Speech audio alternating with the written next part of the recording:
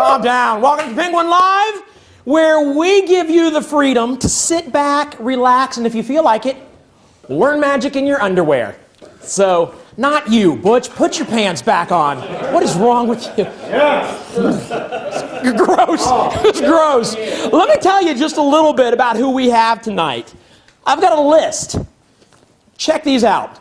First, won the gold medal at FISM in 1982. Voted twice Close-Up Magician of the Year. Voted twice Parlor Magician of the Year.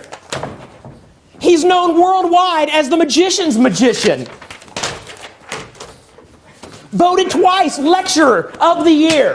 Please help me welcome your guest tonight, our guest tonight, Lardy. Come on, guys. Oh, yeah, very funny. No. Oh, yeah. So funny, I forgot to laugh. Who got my notes out of order? I worked hard on this. Please help me welcome your host tonight. You know what? Screw it. Please help me welcome Daryl.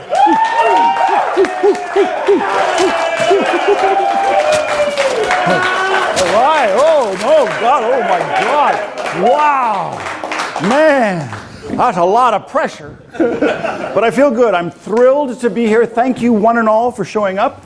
By the way, I think before I start, I should mention not only am I thrilled to be here, but everything in tonight's lecture is usable, practical magic. What's going on over here? What's the problem? Making trouble. Oh, dear. It's probably my fault, Daryl. Hey, pay no attention. Oh, dear. Oh, God. Sorry. All right. Well, that was my first gaffe. Oh, man. So I've got good, simple, practical magic that anybody and everybody can do. You too can fool your friends and be the life of the party. And I'd like to show you how. Hey, start off with nothing. I mean, really, come on. We know, right?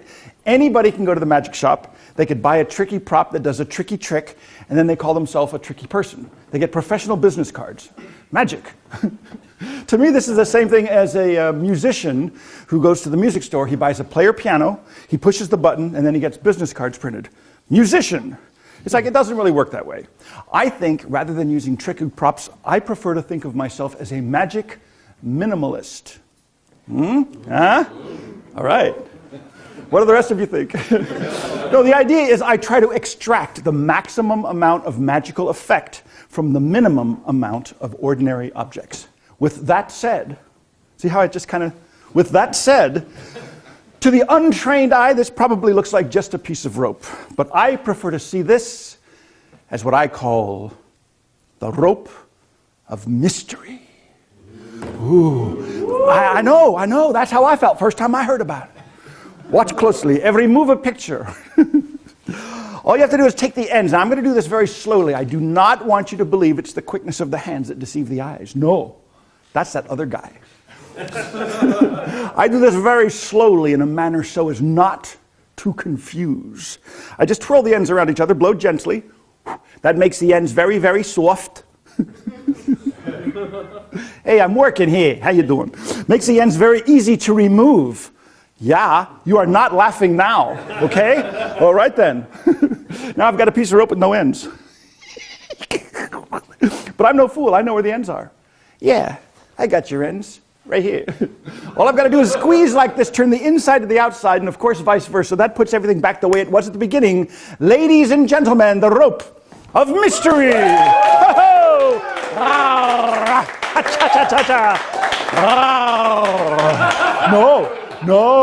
No, that's a different act. No. I hardly ever do that one anymore. Okay? This time I'll tie the ends together with a double knot. Yeah, a double knot, making sleight of hand impossible. Is anyone buying any of this? Yeah? Hey, look at this.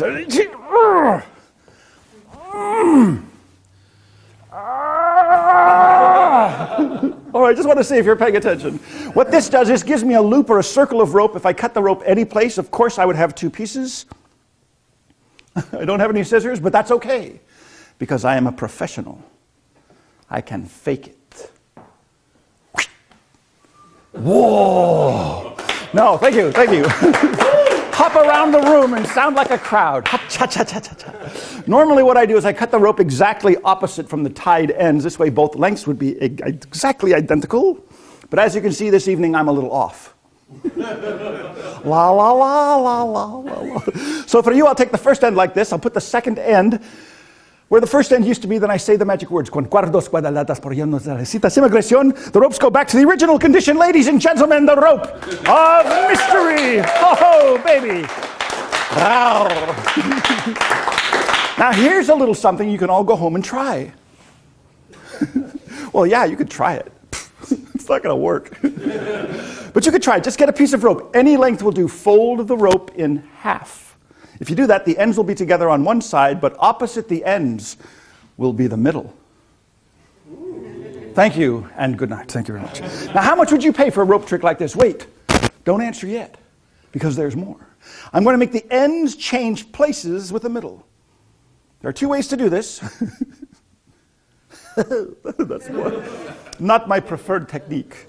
Watch closely, one end at a time. The first one, I will pass it through the hollow core of the rope. It lands on the other side like this. Now you can make up your own jokes here. Now for lack of technical variation, I will repeat the illusion. Watch closely. The next end goes through the hollow core once again to this side. Now I've got the ends of the rope where the middle used to be. The middle is where the ends used to be, which in itself is quite a feat. Although I seem to be the only one who thinks so, ladies and gentlemen. I tell you right now, we got ourselves a rope of mystery. Can I hear a hallelujah on that, brothers and sisters? That's right.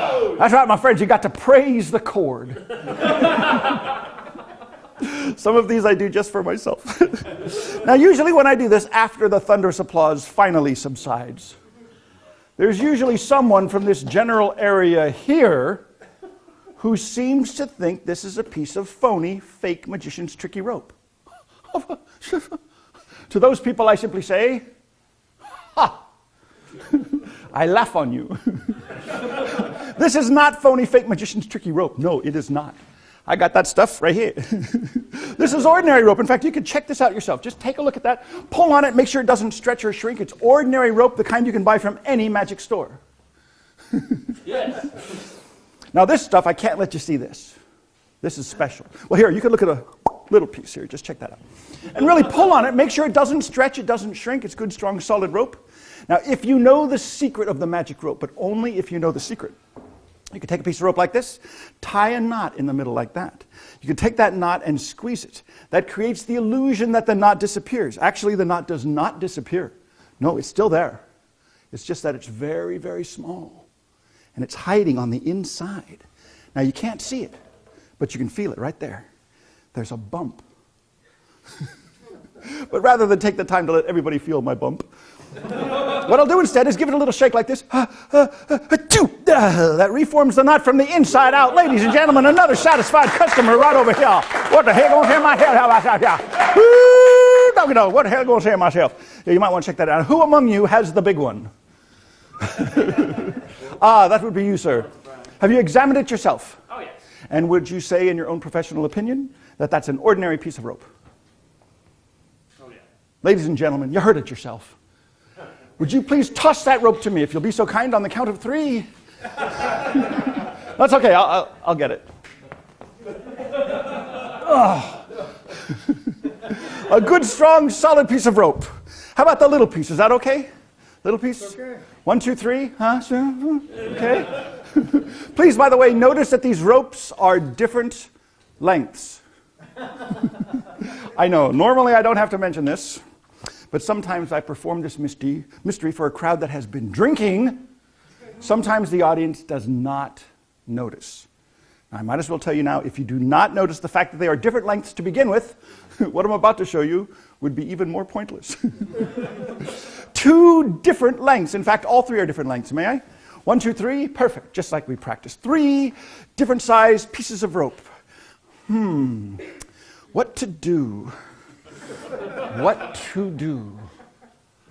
Hey, here's a novel idea. I will create the illusion that these different sized pieces of rope are actually identical in length. Now to do that, I just gather the opposite ends of the long piece, the middle-sized piece, and the short piece, and then I say the magic words. Stretcho, stretcho, stretcho. I wrote that myself. The ropes will magically, mysteriously, and therefore entertainingly, ladies and gentlemen, stretch and stretch until they all become identical in length. Hallelujah. That's right. Oh, baby. Cut the hell the dang dog deal. Now, do you remember just a few short moments ago when these ropes were 3 different lengths? Were you here then? I want you to see, I am not messing around. This is rope number 1, but I want you to see for yourself. It's a solid piece of rope. It does not stretch or shrink, except now rope number 1 is exactly the same length as rope number 2, which, by the way, also does not stretch or shrink. And rope number 2 is exactly the same length as rope number 3. It's a very convincing illusion and not a bad false count. Now, oh, wait. This time I'll tell you what. Sometimes people think I'm using that phony sleight of hand stuff, you know. No, I am not. I will be doing the phony sleight of hand stuff later. Right now, to prove there is no sleight of hand involved, I will tie the ropes together with double knots, making sleight of hand impossible. You're really watching, aren't you? Dang, dogger, you haven't blinked once. I'll tie these ends together as well. All 3 ropes are the same length, all tied together with secure double knots. All I have to do now is say the secret magic words, shrinko, shrinko, shrinko. And even though the ropes are securely tied together with double knots, they change back to their 3 completely different original lengths. Now, I don't expect you to take my word for it. You might want to double check this puppy out yourself. Make sure it does not stretch or shrink, not to be confused with the middle-sized piece of rope. That'd be for yourself right over here, sir. And the long piece, ladies and gentlemen, this is the mystery of the stretching ropes of India. Here's a little something for you, sir. Right there. Holy cow, we're going to say it right here. Woo, doggy. Well, okay. Poof. So, there it is. What do you want to do now? Have you seen this one? Oh. No, I do the real way. Whoa, look at that. Boy, I learned that from my high school woodshop teacher. Sometimes I do a little something with the playing cards. I happen to have a pack of playing cards. How convenient. I would like you to see for yourself. They're all here. They're all different. They're well mixed. Okay, fine. What? What? Oh, I know. That was a bit fast. So for you, I will weave the corners of the cards together. By the way, this is known as the weave shuffle. Now I can make what we call in the magic biz the jumbo double fan. Ooh. See, now twice as many people can see twice as many cards in only half the time. And what a lovely photo opportunity. Or not. Now, I'd like to have a card selected in the fairest possible way. Now, the reason I say that, there are some magicians, and I'm not at liberty to mention any names, but they know who they are. They spread the cards out. They say, pick a card, any card, but then they try to make you take the one they want you to pick. See, I don't do that anymore. No. I instead ask you, sir, to name any card in the entire deck. You have an unrestricted choice. 8 of hearts. 8 of hearts, one of my personal favorites as well. I'm going to go through the deck very slowly and very fairly. I want you to see that in this pack, somewhere in this shuffled deck, there is indeed the card you freely named, the 8 of hearts. Thank you very much. So that's not, it gets better. That's just the beginning. More importantly, I want you to see that's the only 8 of hearts. Because tomorrow when you talk about this, and you will, I want you to remember there was only one 8 of hearts in the deck. And I didn't sneak it to the bottom. I did not manipulate it up to the top or next to the top. It's in the middle. But if I want your card, the 8 of hearts, all I have to do is snap my fingers like this, and it'll jump to the top all by itself. See, that's the mystery. Now, if you missed it, I'll do this again. Very slowly, the 8 of hearts goes into the middle. That's about halfway down. It stays in the middle until I do one simple thing. Snap the fingers. Wherever it is, it jumps up to the top position. Now, you could try this yourself. Take the 8 of hearts, put it in the middle of the deck. As soon as it goes in, what happens is it jumps right back up to the top of the pack, and it works every single time. Now, usually I do this, people say, oh, you probably have extra 8s of hearts. No. In fact, just to make this one even more special, would you take a moment, please, and put your initials or your signature in big, bold letters across the face of the 8 of hearts. Even if I had a duplicate, it wouldn't have your signature. I'll take the pen back first. Why? Anyone? That's how you done it. That's right, that's right. And how do you know it's a felt pen? Because I just felt it. Ha-cha-cha-cha-cha. Robert Orban, 1962. Let me have your card. Oh, that's perfect. Now look, there's only one card like this. with the identifying initials. It goes into the pack about halfway down. It stays in the middle until I do the move. The move's a snap of the finger, then it jumps up to the top. Now, to make it even easier to follow, watch this very closely. I push the card forward so we cannot lose track of that card. I won't cover it with the entire deck. I'll just cover it with a few cards like this. I'll push it in the middle. It will jump from the middle of the deck up to the very top of the pack, cleverly disguising itself on the way. No, technically speaking, this is not the top. This is the top of the bottom half. The top of the entire deck would be down here. Ladies and gentlemen, what's the dang dogging deal on that guy right there? I don't know. What you gonna do? I realize that this is pretty tough to watch because it's a full deck of 52 cards. Let me get rid of half the deck. I will repeat the illusion with just half the packet, making it twice as difficult for me. There's the 8 of hearts. May I come to you for just a moment? I'd like you to take this 8 of hearts in your very own hand and just hold on to it face down. That's good, thank you. And as I riffle through the cards, just say stop. I will stop. Wherever you say, I'll let you put the card in yourself. Does that sound fair? Sounds fair. I know.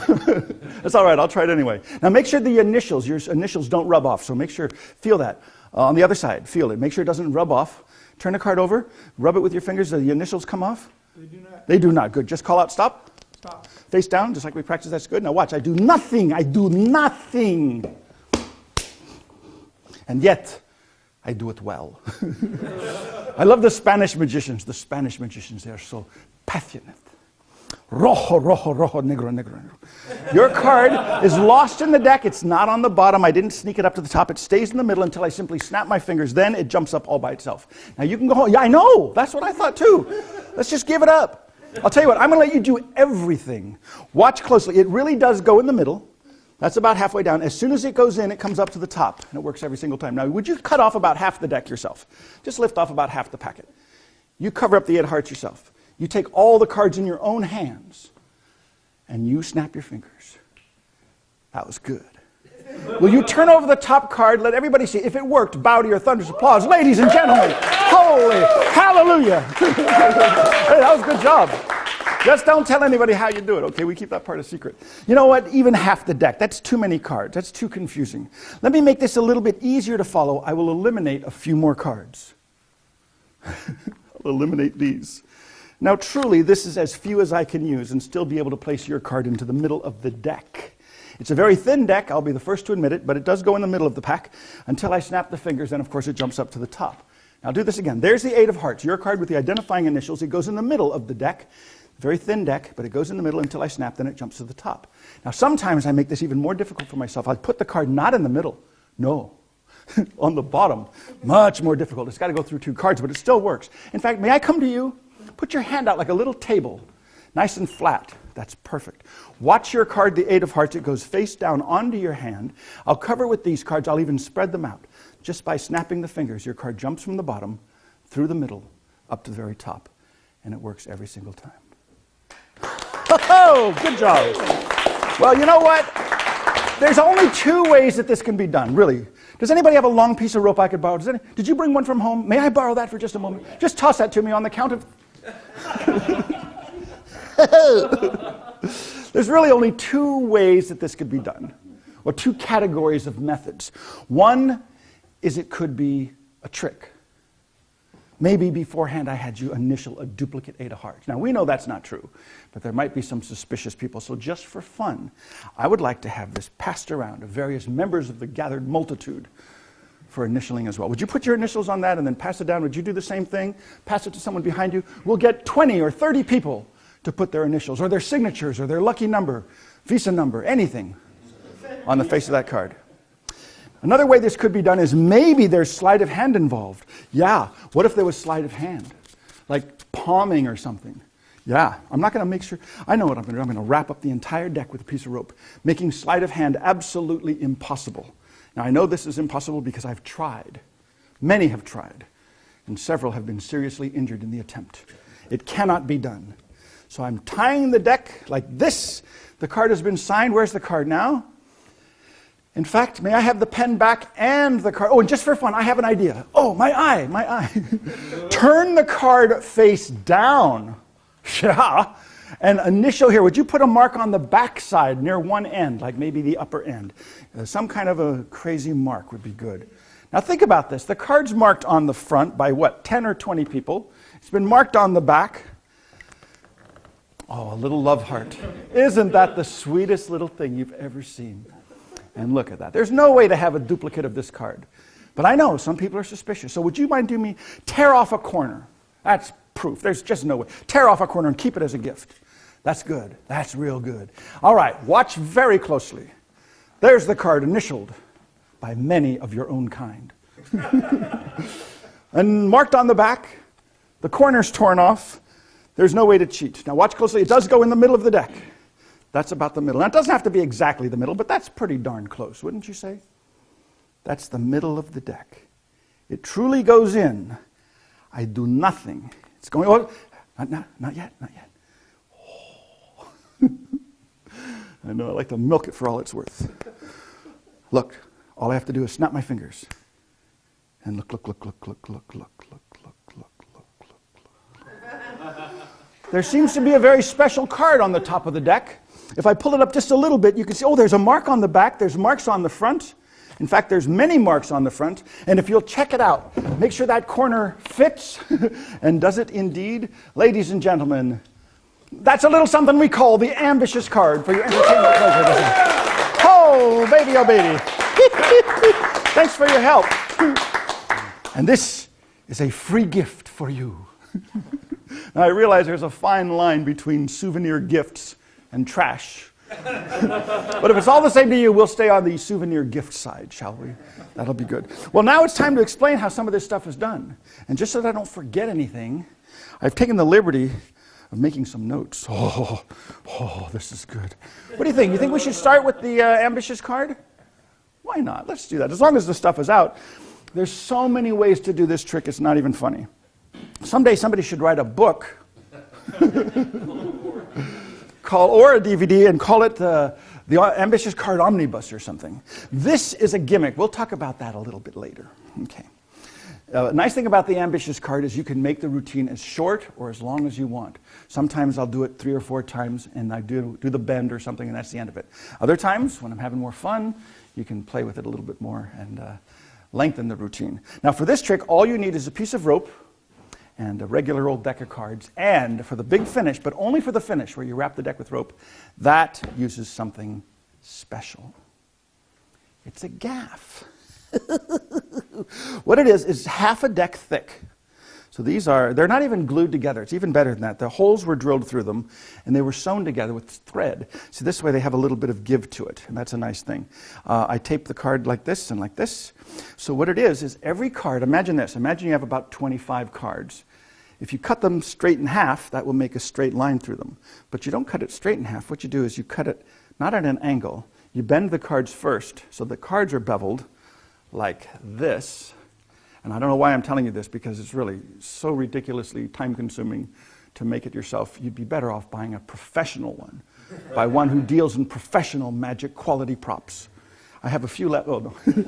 Here's what happens, is each card is cut about a 64th of an inch shorter than the card next to it. So if you stack them all up, it creates sort of a diagonal tunnel or a little trough through the deck. Now, putting the card face up, you can see exactly what happens. There's a corner short card in there, and so that I know I'm at the right spot, I put a little black dot. I don't know if you can see that, but there's a little black Sharpie mark. So what happens is the card goes in at that spot, and like I say, you can stop there easily because of the corner short.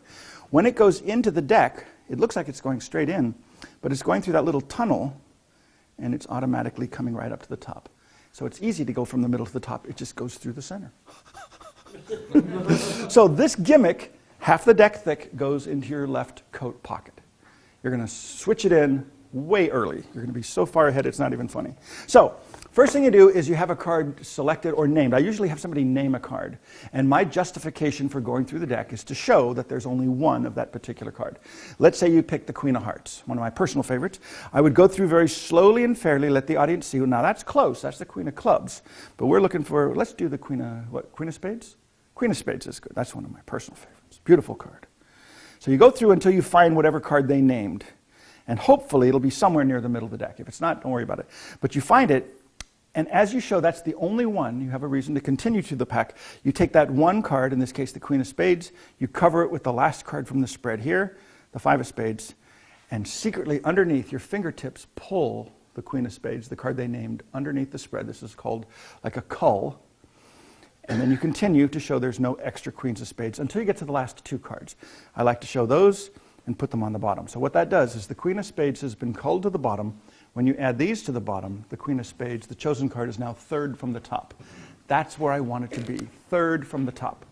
Now, everything in the whole routine is basically double lifts and then setting up for another double lift. So if you learn how to do a double lift, you can do this whole routine. If you don't have a method already, I'd love to show you my favorite double lift method. It was by Larry Jennings, and it's called the Larry Jennings Snap Double. Snap Double. You don't have to use this method, but this is surefire. There are some other versions where you have to maybe hopefully get to just by touching, like the instantaneous double. If it doesn't work, it looks really bad to miss and have to go back and, oops, I got three, I better drop one. Snap double works every single time. Here's what you do. Hold the deck in your hand, like dealing position. It helps considerably if the cards are beveled a little bit, because what you're going to do is thumb count. Now, thumb counting is really nothing more than riffling the corners, like riffling through the pages of a book. If you've ever taken a telephone book, for those of you who remember what that is, and you flip through it, you're thumb counting, basically. Well, with the deck held in your hand, you thumb count 1, 2. I just let two cards go by. Here's a little tip. If you thumb count, do not get into the habit of putting your index finger under the pack. I could be standing clear across a hotel lobby at a magic convention, and if I see a magician holding the deck like this, and then go from here to here, I know he's about to thumb count cards, because that's the tell. So you don't do that. Just bend them downwards a little bit. Thumb count 2. Roll the thumb. That causes those two cards to buckle at the front end because the middle finger's here, so it prevents them from getting pushed over. The index fingertip goes into that buckle. You move your thumb to a spot right above the index finger and push down. As soon as you push down here, you move these three fingers out of the way, and you get that. So that's why it's called the snap double, because if you do it properly, you get a nice crisp snap. Music to my ears. It's one of my favorite parts in the lecture, when there's a bunch of people in the audience all practicing it, and at the same time you all hear this, nice. So now that's a good, solid double edge, okay? You grab it by the sides, turn them face up together, and I like to out-jog them, like this. That way the index finger can square them up on the pack. If you press down on this out-jogged edge, the inner corner will go up as you square it onto the deck. Now, good thing about this is now the card is squared up on the pack. So nobody's going to see anything. In other words, if you have a double lift and it's out-jogged, somebody from the side might see that it's 2 cards thick. But if you square it up with the deck, there's nothing to see, and the only separation is right at the little fingertip, and it's pretty small. So that's how you do it over, and that's how you turn it face down. So at regular speed, you've got the deck, thumb count 2, roll, buckle, snap, kick, jog, square up, break, snap it face down. But that's a double lift, and it always works. So for this trick, remember, you started off by controlling the card third from the top. I show that it's not on the bottom or next to the bottom. It's not on the top or next to the top. And as I'm showing that, I get a 1-card break. So that's a good way to get a break. So then I add these back. Right now, the chosen card's third from the top. You snap your fingers, you do 1 triple lift. There's only 1 triple lift in the entire routine. Do it once, do it at the beginning, get it out of the way, you never have to do another triple. But a triple gets you 2 steps ahead, so that's a good thing. So everything else is going to be just double lifts. Now watch closely, you turn the triple face down, put it in the middle, snap your fingers, you do a double. So it was a triple, I got rid of 1 X card, so now you do a double, and it looks like it comes to the top. Once again, you turn it face down, you put the single X card into the deck again, you show it's back on top. Now I have the card signed. So you do it a couple times without its card being signed, but now that it's signed, you take it back and you do a little move called the tilt. Now it looks like you're placing it in the middle of the deck. So from the front, it looks like it's going about in the center of the deck. But actually, from the side view, what you did was you took this top card and you got a little finger break, like that. This is the illusion of depth. So you pretend to put it in the middle. In fact, here's a nice little touch, just to kick out a few cards so they stick out at the front end, and then put this here. So don't do it from the side view. Make sure they see it from this angle. And it looks like it's going in the middle of the deck. All you do is you do your snap and your double lift, and it's back on top. Now this is called the double lift build-up. This is another way of getting a step ahead. You turn the double face down. You see I'll put it in from the front, but this time from the front end, so you can show it's definitely going in the middle. You say, if I do not snap my fingers, the card does not come up to the top. Now that was a double lift. So I'm hiding the fact that it is on top with a double lift. I say it won't even go next to the top because it's in the middle.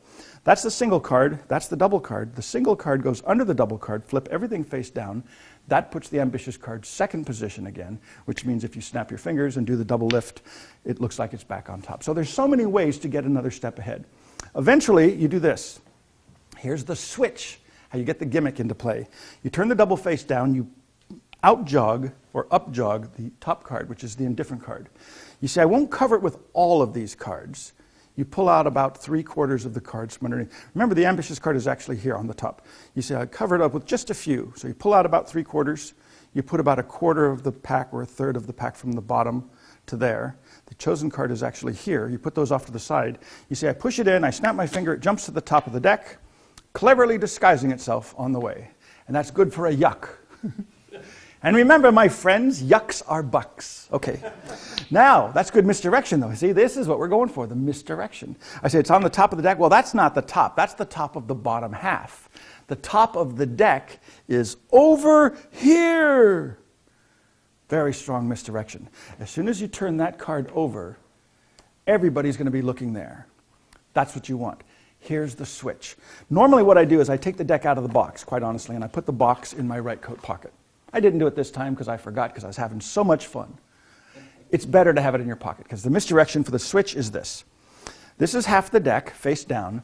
The gimmick is in your pocket, face down. I say, over there. Everybody looks over there. I want to put these away because I'm not going to use them for a while. I'm going to put them in the card box, but I don't remember what pocket has the card box, so this hand goes here, and you go like this. This is a good position. Big space in here. As soon as you reach into the pocket, these are like scissors. That's what Roberto Giobbi calls it. In fact, he has a whole book on deck switches. It's great. If you want to learn about deck switches, get the Roberto Giobbi book. It's got probably 30 different methods, with or without coats, sitting, standing, surrounded, every method. So you put this away, looking for the deck. You leave the regular half deck behind. You clip the gimmick between those first two fingers. And then you find this. You put the gimmick into the box, and you leave that on the table. So now the gimmick is there, but you're not going to use it for a few more minutes, so you're way ahead. Now you do the half deck sequence. Now this is for my own amusement. I love doing this. Somebody on the left side, I do a fake move, like a fake top change, and I act suspicious, and I hand it to them face down, sort of guiltily. They're dying to look at it. And most people are too polite. They say, well, I want to look, but I don't want to mess up his trick, so most people don't look. So then I say, well, make sure the initials don't rub off. So I want to make sure that they know. But that's just kind of a little fun thing to do. So I say, you're going to call out stop, I'll stop, let you put it in yourself. Does that sound fair? Then you look at it, you find out the initials do not rub off. Then I do what is called the bluff pass. You say stop, right there, halfway into the packet. All you do is you pick up one card. Instead of the whole half packet, you pick up one single card. This is why I do this for somebody on the left. See, if you do it for somebody on the right, and you only pick up one card, everybody can see it's a single card. If you do the same move for somebody on the left, say stop, your body covers it, your hand covers it, they can't tell. So you put your card in, face down. This is representing about 10 or 15 cards. So don't just drop it. If you just drop it, it might go whoosh, whoosh, whoosh, whoosh. That ruins the illusion. So what I do is I say put it in. I actually bring the hands together and pick up a few and dribble them. All in one action. Say stop, put it in. Okay, that's about halfway down. I do nothing. It really looks like you've done nothing. Once again, if you don't feel like thumb counting, you want to get a 2-card break, show it's not on the bottom, show it's not on the top, and in showing it's not on the top, you're pushing over the next new top card, so when you square up, that's a 2-card break. Snap, it's back on the top. So you could do this over and over again, so many different ways. Eventually, you want to let the spectator do everything. Here's a fun thing. Turn the double face down, put it in from the back, and as soon as you push it in, the fingers push that top card forward. So it looks like it almost goes straight through, and it turns over. I like this position, this one-handed turnover, so it's out-jogged, the index finger just flips it like that. This is why. I say back on the top again, I do a top change as I reach over and say cut off half. Top change, for those of you who have never tried it, it's truly nothing more than the hand holding the deck pushes over the top card. This card is going to be switched out. From this angle, it looks like this. You're just switching them. Let me do it face down. It looks a little easier to see. You push this over, and you switch them.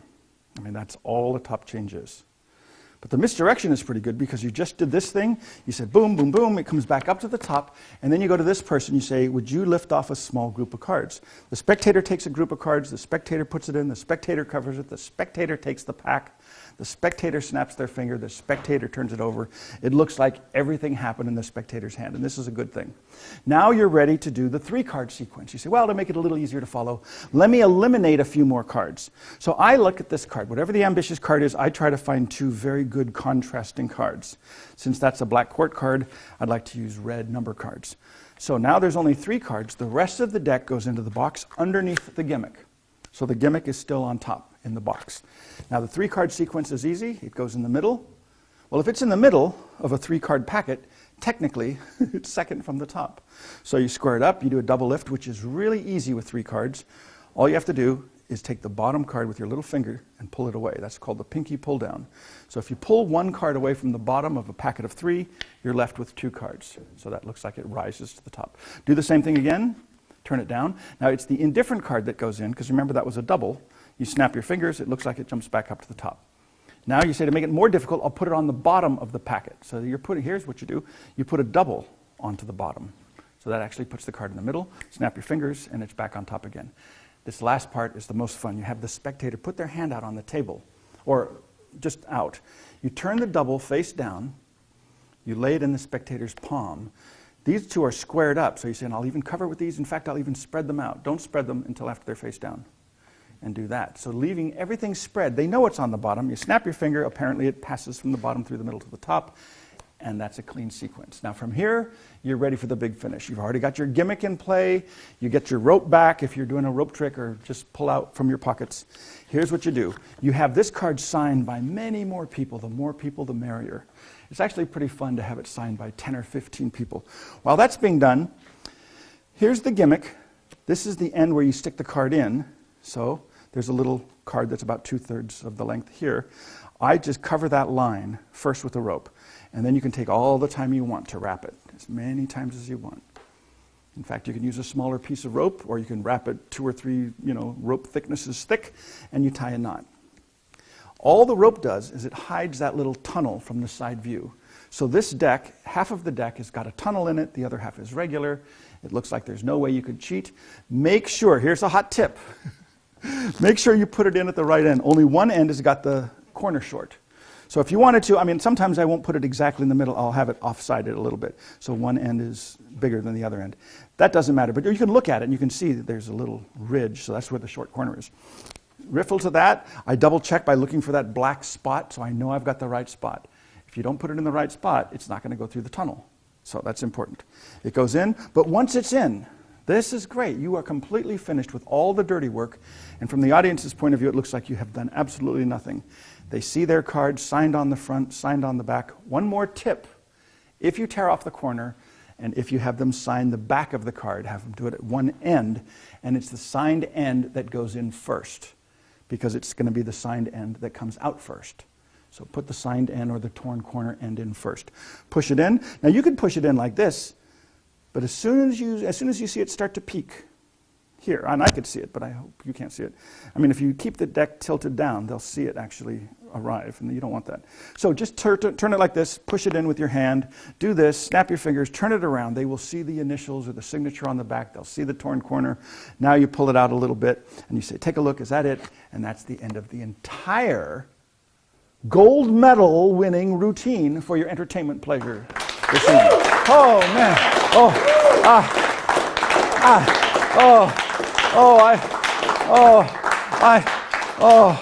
I have to sit down. Oh, that was hard work. Am I overacting? Oh, even my little daughter, she said, Dad, you are overacting. I know, because I am an actor. All right, now it's time for some fun. That's the hard part. That's the most difficult thing in the whole routine. And really, it's just a double lift. If you learn how to do a good double lift, you can do that anytime, any place. How about something with no moves? Oh, yeah. All right, here's a trick with no moves. And 100%, oh, wait, let me set it up. No. It doesn't even use the whole deck. I'll tell you, this uses only a small number of cards. In fact, I've prearranged them on purpose. Watch very closely. The 4 jacks, these are not ordinary jacks. I prefer to call these the jumping jacks, the jack of diamonds, the jack of clubs, the jack of hearts, and my personal favorite, the jack of spades. Now, in addition to the 4 jacks, I've got a bunch of red number cards. I've prearranged these. The reason I use red number cards is because they're a very good contrast to the jacks. And there's going to be 3 for each. That's why exactly 12 altogether. These 3 go onto the jack of spades, and to make sure there's no cheat, would you mind coming up and helping me for just a moment? I'm going to turn that face down. I'm going to ask you to put this packet somewhere maybe in your pocket. That would be great. That pocket there would be perfect. Excellent. Thank you for helping. What's your name? Jim. Jim, my name is Daryl. Thank you for volunteering. Army style. Yes, sir. Come on up here. I'm going to put 3 cards here on this jack, 3 cards on this jack as well, and 3 here. So far, so what? Okay.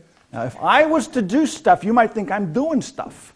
I do nothing. I'm going to let you do everything. Okay. You're going to do the magic. Are you nervous? Sure. It's okay. I'm here to help you. I'm a professional. Take the top card of this packet, turn it face up, and scoop up the rest of the cards. And then square them up, turn them over, the whole packet over, and put them down on the table. That was perfect. Do the same thing. Take the top card, turn it face up, scoop up the rest. No, wait, okay. Let's try it again. Take that top card by itself, scoop up. Yeah, you got this. The scooping that does it. Square them up. That was good. Nice scooping, by the way.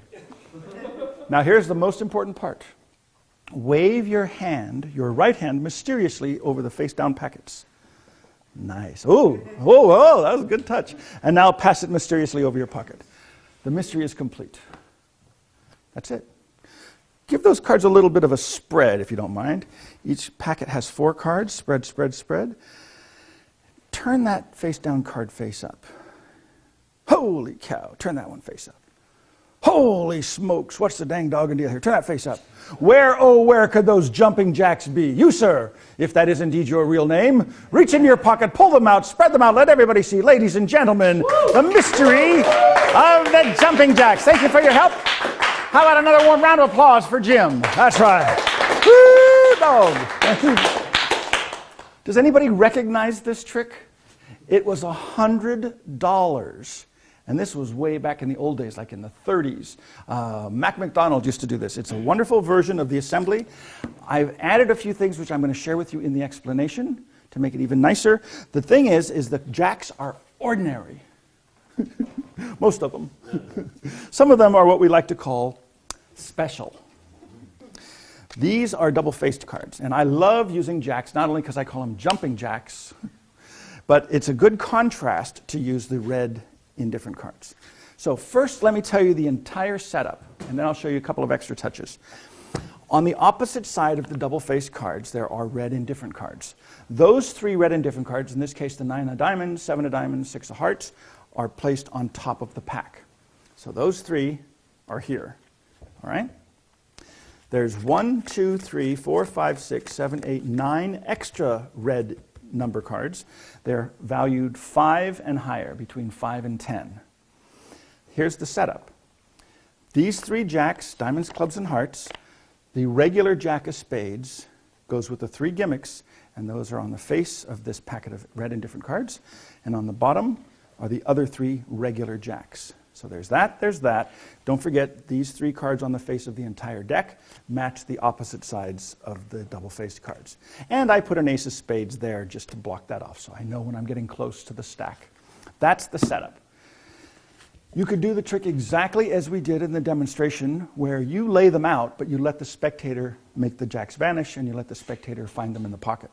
Or you can add some extra niceties, which I'll show you now. So you start off like this.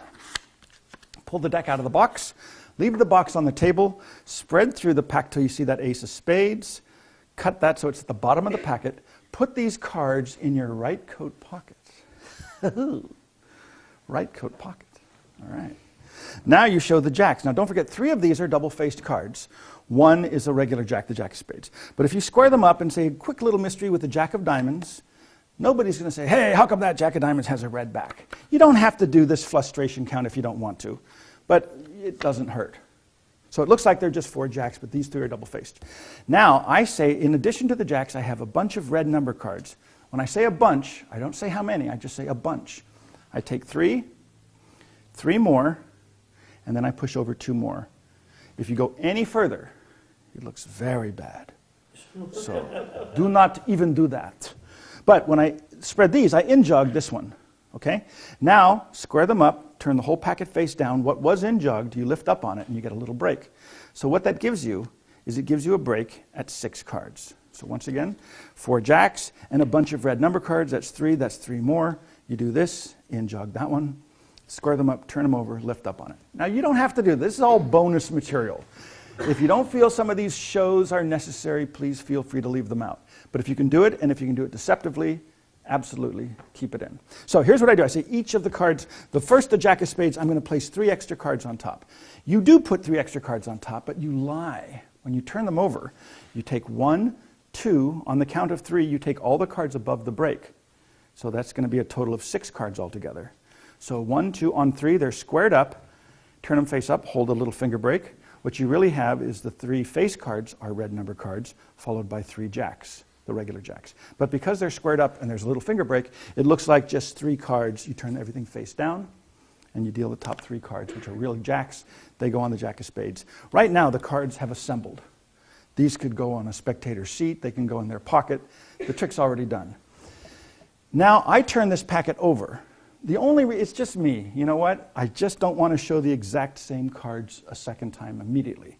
You know what I mean? If somebody happens to be a bridge player or blackjack and they notice the card, I don't want to show the same cards again. So I put the first 3 cards apparently there. Get rid of that, so that takes a little bit of time. I do the roll and turn the whole packet face up. Now I show 3 more cards, which I place face down here. 3 more cards, which I place face down here. So a lot of time has passed before they see the same 3 cards again. Here. Now, because those are double-faced cards, they're going to be very easy to vanish. Lots of ways to vanish them. If you want to do what I did in the presentation, you just have the spectator take a card, turn it face up, scoop up the cards, square them up, turn them over, and put them down. What that does is it gives you this position. It looks like the jack changed. You can do that. I mean, I do this a lot. I just say, here, take the cards, scoop them up, turn them over, put them down. Scoop them up, turn them over, put them down. If you know any sleight of hand methods, there are many ways to make the aces or the jacks vanish in the $100 routine. One more little tip, and this is a bonus tip. Well, actually, it's in the instructions, but it's a good thing to know. If you spread these out, you still have a little more time. Even at this point, everybody's going to assume the face-down cards are the jacks. From this point, you can have the spectator wave their hand mysteriously and over their pocket. And then you can turn this face up, this face up, this face up, and you can have the spectator reach into their pocket, pull out the jacks. That's the end of the trick. If you want to finish clean, does anybody here want to finish clean? Yeah. Oh, just you. Okay, well, we'll talk later. Oh, okay, yeah, now you do. Here's how to finish clean. No, because I like to finish clean. Here's a wonderful way to finish clean. You pick up these cards, and these cards, right? And you do a very nice variation of the Olram subtlety. Olram subtlety, which is Marlowe's spelled backwards, just a little extra bit of business. The gimmicks cards will be, they're all 4 apart. I mean, you don't have to know this, but if you pick them up properly the way I showed you, they will be 4 apart. Here's what you do. You take the top card here, you turn this entire packet face down to show the back of the whole stack. As you turn this over, you do this and you put them down like this. This is a double-faced card. The audience has not seen the back of that card, but if you do this at regular speed, it looks like this. And then you do the same thing again. You push this over and this over, and you do that. So that's the double-faced card. Watch this. You do that every single time. There's a 7, there's a 9, there's a 6, there's a 10. Over here, there's an 8, there's a 9, there's a 5, there's a 10. It looks very convincing as if you're showing the front and backs. But more importantly, as far as I'm concerned, is you have now put the 3 double-faced cards together in one packet, which means on the offbeat, you're just picking these up. You say, reach into your pocket. Well, you yourself pull out the cards, hold them up high, let everybody see. As I picked up these groups, the last group, which is the gimmicks, you get a little finger break there, and everybody's looking at the spectator, pulling out the cards. That's the climax of the trick. And while we're doing that, watch how you unload those gimmicks. You just reach into your pocket as if you're looking for the deck and you forgot what pocket it's in. You get rid of the gimmicks above your finger break. These are in this pocket. You just put these on top of the face of the packet, and that adds these cards to those 3 other indifferent cards. And right now, all the jacks are in the spectator's hand. If they look over here, they'll see 12 indifferent red cards on the face of the packet, and your gimmicks are long gone. So that's a handling for the $100 assembly. I hope you like it. All right. Are there any questions? By the way, I love answering questions. I love it. Oh, I love it. I do. It makes me feel important. Or not, I guess. I mean, no, if you don't have any, I guess, I can't force it. All right, let me get an ordinary Himber envelope. I'll be right back. Oh, yeah, ordinary Himber envelope. Watch very closely. Oh, it's getting hot in here. I think I'll take my coat off. See, now that I've already done the deck switch, I don't need my coat anymore. All right, this is not my layman patter, by the way. Oh, Martha, did you hear that? An empty envelope. Empty envelope, empty hands. I will seal this. And would you do me a small favor, stand up for just a moment? And I'm going to put this on your seat. I'd like you to sit upon it. That way I couldn't get to it even if I wanted to. So I'm going to have a card selected from the pack in the fairest possible way. Would you pick a card for me? And here's how we're going to do it. I'm going to make a big fan the way those professional magicians do it like that. I'm going to take a... Oh, wait, was this got double-faced cards in it? Oh, dear. Let me get rid of those. We don't need any double-faced cards for this trick. By the way, this is also my layman patter. Oh, this ought to be a very good variation. No gaffs. So, a gaffless deck, thoroughly shuffled. And what I'm going to do is make a fan, and I'm going to take a joker, and I'm going to go like this. Anytime you'd like, just call out the word stop. Wherever you say stop, that's where the joker will go face up, at that exact spot. Then I want you to remember the card that's on your side of that joker. So in this case, if you said stop here, you'd remember the ace of hearts. Okay? But where you say stop, of course, is entirely up to you. Are you ready? I am. Oh, the pressure. And I'll even close my eyes and turn my head. Stop. Oh dear. I hope it works. All right, take a look at the card that's next to the joker. Can you see it all right? I'll show it to a few other people here. I won't look. All right? And we'll leave it sticking. In fact, shuffle the deck yourself. That way, in case you think I counted, I don't have any idea how far a card is in there somewhere. And believe it or not, while the deck is in your hand, I'm going to attempt the impossible. I will make the card that you merely looked at vanish from the deck. It will fly through the air invisibly, and it will land in an as-of-yet undisclosed place. It's done. I love it. It is done. The magic is done. The card you looked at, you didn't take it out, you didn't write it down, you didn't whisper, you just looked at it. It's gone. But I need to prove this. What was the name of your card? Ten of spades. Ten of spades. Would you look through the deck yourself? And when you find the ten of spades, hold it up high, let everybody see. Conversely, if it's not there, when you get to the end of the pack, say it has vanished completely. It has vanished completely. Nice reading. That was great. Once again, for lack of fancy pattern, where, oh where could that card be? Would you please stand up? Beneath you there will be an envelope. I'll take the deck. Feel the envelope. Do you feel anything inside? I do. Is it perhaps a playing cardular type object? That is a possibility. Hold it up to the light. Do you see the silhouette of a playing cardular type object? I do. Nothing in my hands, nothing up my sleeves. One card was merely thought of with your mind, and with your mind alone. And your card was what? Ten of spades. Ladies and gentlemen, is he man or beast? Wow! I can say no more. I can say no more. This is great fun to do because it is so easy, it's embarrassing. So easy, it's embarrassing. First, you need a special envelope. And I'll show you how to do it. I've been doing magic for more than 50 years, and I never, ever, until a few years ago, took the time to make a double envelope. And that's all you need is a double envelope. Here's how you make a double envelope. You get a regular envelope, and you get this. Well, actually, you start with two regular envelopes, all right? And you get a razor blade and a steel edge or a paper cutter, and you trim as close as you can to the two side edges and the bottom edge, and you take away this piece. So what you're left with is that. Okay? Then you take this and you place it inside of a matching envelope, like that. And if you cut it right at the edge, it's going to be great. It's going to fit in just perfectly. And before you seal it, this part's important. Before you seal anything, decide on what your force card's going to be, in this case the ten of spades, and you place that between the two back panels of the two envelopes. Then, if you lick the gummed edge of the real envelope, you can stick that onto the back of that phony piece that you put inside. So that will hold it together. So it really looks like a completely empty envelope. You can close it. You can seal it.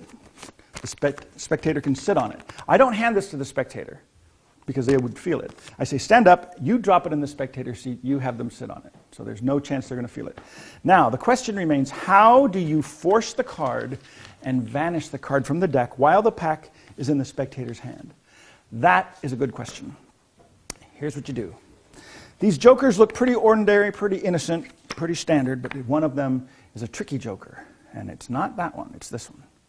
Oh, what a great idea.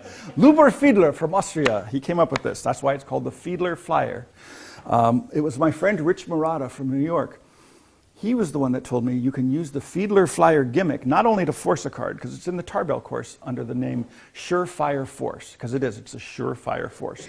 But better, not only do you force the card, but you can make that card vanish from the deck while the spectator's holding the pack. And that is a good thing. So here's what you do. I always have it on the back of a joker. I have the extra joker behind it. And I always have that on the face of the deck. Whenever I pull the cards out of the pack, I just casually show these and put it off to the side. You don't use it. So do whatever tricks you want to do. When you're ready to do the Fiedler Flyer trick, you say, okay, at this point, there's an empty envelope. You seal it closed, you let the spectator sit on it. That part's done. Here's how you force the card, and there's a little subtlety. You see, I'm going to make a fan the way those professional magicians do. I'm going to take a card face up. Anytime you want to say stop, wherever you say stop, that card will go in at that exact location. Then I want you to remember the card on your side of that card. Now, I want you to remember this card. So what I'm going to do is take the card below the joker, square it up so that it's almost squared with the joker. See how close they are? You don't want them to be spread like this, but pretty close. And then say, in this case, you would remember the 10 of spades, or the 10 of clubs. You want whatever card happens to be there to completely cover the 10 of spades part of the gimmick. Okay? So in this case, it would have been the 10 of clubs. Now you pull this out, now you make the fan. So that's just a little subtlety to show that no matter where they put it in, it's going to be next to a card. And the card you show them in the example is different from the card they're going to get when you force it. So the second time they say stop, spread through them again. This time you just make sure you spread it a little more than halfway. And you say, look at the card. Now that to me looks, well, how does that look? Doesn't it look like the card is right next to the 10 of spades? Be careful though. Make sure that after they look at the card, you turn the card's face downwards before you pull it out. Right? I mean, what if you did this? Okay, don't forget your card. Okay, fine. No, and then put that over there. Big mistake. So you force the card, you get rid of it casually. That means nothing. Immediately hand the deck to the spectator. They shuffle, they cut, they do everything. And you know what? One of the rules of magic says never tell the audience in advance what the effect is going to be, right? You want the element of surprise in your favor. Well, I say, if you've already done the dirty work, you've already finished with the method, absolutely tell them exactly what the effect is going to be. That's even stronger. Because you're done. At this point, you force the card, you've already got the card in there, you've gotten rid of the gimmicks, you're done. But if you say to the spectator, I'm going to make the card that you looked at vanish while you're holding the deck, in their mind, okay, well, I'm going to hold it tightly. Or I'm going to watch really closely. Well, it's too late now. So that's good. You can milk it. So you go through the deck, you find out the card that you looked at is no longer there. You show your hands are empty. I let you get up. I let you feel the envelope first. And you feel the card inside. I say, hold it up to the light. You can see the outline. Then I take it back. Do not let the spectator open it. Hey, what's this extra flap doing in there? So you take it back. Show your hands unmistakably empty first. That's important. Certainly don't say, and hand me the envelope. So you're clean, and you tear it open, pull it out, and that's the end of a no-palm version for the card to the envelope called the Fiedler Flyer. By Lubor Fiedler. Lubor Fiedler. Woo, doggy. Well, yeah. Oh, a question. Yes, sir. How may I serve you? Is that a specially printed card, or can you make one yourself? Well, you can, but if you're a true professional and you appreciate quality magic, I would get, you feel that, just feel that. I mean, that's factory printed. That's U.S. playing card company stuff. That's good. And question, just in case they didn't hear at home, is that a printed card? Yes, it is a printed card. Yes, it is a printed card. Sometimes when I'm feeling extra gutsy, I will hand the card to the spectator and let them stick it in. If you glue it on and you hand it to them and they feel that on the bottom, that's no good. So that's one of the advantages of having it factory printed. So you can do it either way. Great question. If you do that close up, oh, absolutely. Is it obvious that it's printed on the back? Or? No. No. I mean, it looks. May I come over to you and tell you? Because see, you spread through them. I mean, it looks like they just placed it next to the card. Okay? All right, well, I have one more card trick, and then it will be time to move on into the non-card section of this particular lecture tonight. Okay, for this I need another Himber envelope. You might want to, you can examine this one. You can actually examine it. Beautifully made. That one was made in Austria. Very nice work, I'll tell you, man. They know how to make Himber envelopes. They don't muck about. How's that look to you? Excellent. And I need to have a card selected. Would you do that for me? I'll give you the entire deck. This way I cannot influence your choice. In fact, if it were any more fair, you'd be cheating me. And some things just are not done. So, have you got one? Oh, take it out. Yeah, take it out. And does that look okay to you? Yes, so it's an ordinary envelope, one freely selected card. I'll take the deck back. Hold your card up high, let everybody see what it is. Show it to the fine folks at home. Ha-cha-cha-cha-cha-cha. What a way to make a living. Hey, how you doing? Now, have your card back anywhere in the deck. Oh, this is going to be tough. No, you can push it in all the way. I'm a professional, but I appreciate your help, though. Thank you. So, here's the deal. Card lost in the deck. You examine the envelope. I do nothing except shuffle, just in case you think I counted and I know where your card is. I will shuffle them, so now even I don't know where it is. No, huh? I don't want you to forget your card. Whatever you do. Don't say it out loud, of course, but just in your mind think, 8 of spades, 8 of spades, 8 of spades. Okay. That's important. Nothing worse than getting to the end and having you say, oh, was I supposed to remember it? Big mistake. So here's the deal. I'm going to put the deck into the envelope, but first I want you to see I did not manipulate your card to the top or near the top. I did not sneak it down to the bottom or near the bottom. Whatever card you looked at, it's lost somewhere in the middle of the pack, and I will do absolutely nothing. Nothing. All right. Now this is the best part. I'm going to make an impromptu roulette. Remember that? Roulette. Something you buy at the magic store. Oh, it's a card roulette. Here's the impromptu roulette. You just put it in the envelope, you tear off the top like this, and I brought a pencil with me for this very reason. Watch closely. It goes in like this, and I need your help. If you will tell me the name of your card will appear in an entertaining fashion. What was your card? 8 of spades. Really? Oh, yeah. What are the odds? 8 of spades? I command you to rise. Rise. Rise. One card rises from the center of the pack. Not just any card. No way, Jose. In fact, here's a nice way to finish this. If you tear the envelope away from the pack, you hand this out as a free souvenir. Now you spread through the deck. One card has truly risen from the center of the pack. It is indeed the 8 of spades. And as always, how do you walk away? You walk away clean, man. I'm clean. You got to walk away clean. Nothing. Yeah, thanks for taking out the work. You got to walk away clean. I mean, I know I say this a lot, but to me it's important. I mean, really. Come on, let's say you're doing a show and your first trick is the vanish of 8 silver dollars at the tips of your fingers. That's 6, that's 7, and there goes number 8. Thank you. Thank you and good night. Thank you very much. And it's your first trick. Good night, everybody. Thank you. Hope you enjoyed the show. Open the door. That's just not a good way to finish. It's always nice to finish clean. It's nice if you can say, sure, you can look at everything. Now, that's not to say every time you do a trick, you should hand everything out for examination. That's a waste of time. It's anticlimactic. But it's good to know that you can. I mean, it's a nice feeling. If you can't hand something out and somebody says, may I see that? And you have to say, no, it's magic. Maybe once, but if you have to say that every single time, it gets weak pretty fast. So for this trick, you really truly need an ordinary envelope. Nothing special about the envelope. It could be the extra long envelopes. It could be this cheap. I get these at the dollar store. Like a box of 100 for like $1. So they're only about 2 or 3 cents each. I mean, it's very reasonable. You need to control the chosen card to the top of the deck. Now let's get a nice card. I like a court card, like the King of Spades. Here's the control I use. You can use any control you want. It makes no difference. But I love this control by Paul Lipol. It's called an automatic jog control. The good news is you do not have to learn the pressure fan. You do not have to learn the one-handed closure. I didn't know this at the time. I spent a lot of time learning those things. And then I was doing research for the Encyclopedia of Card Sleights, and I came across the same technique in Greater Magic, and it says, oh, just make a fan with 2 hands and use 2 hands to close it. It still works. So I just saved you a lot of time. What the secret is you squeeze the deck. When you make the fan, you squeeze it. So I'm holding it pretty darn tightly, but try not to let it show on your face. The spectator puts their card in, and because you're squeezing it pretty tightly, it can't go in all the way.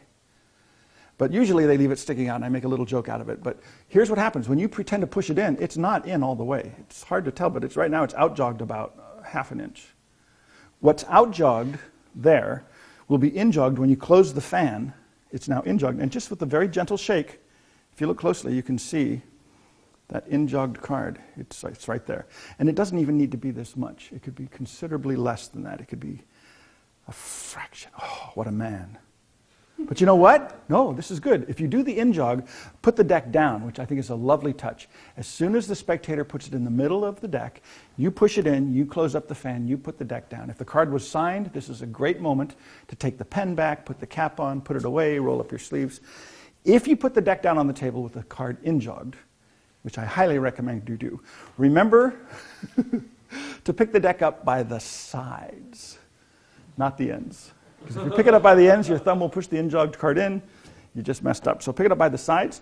And like I said, it doesn't have to be much because you don't need to see it. That's more than I need. You just have to feel it.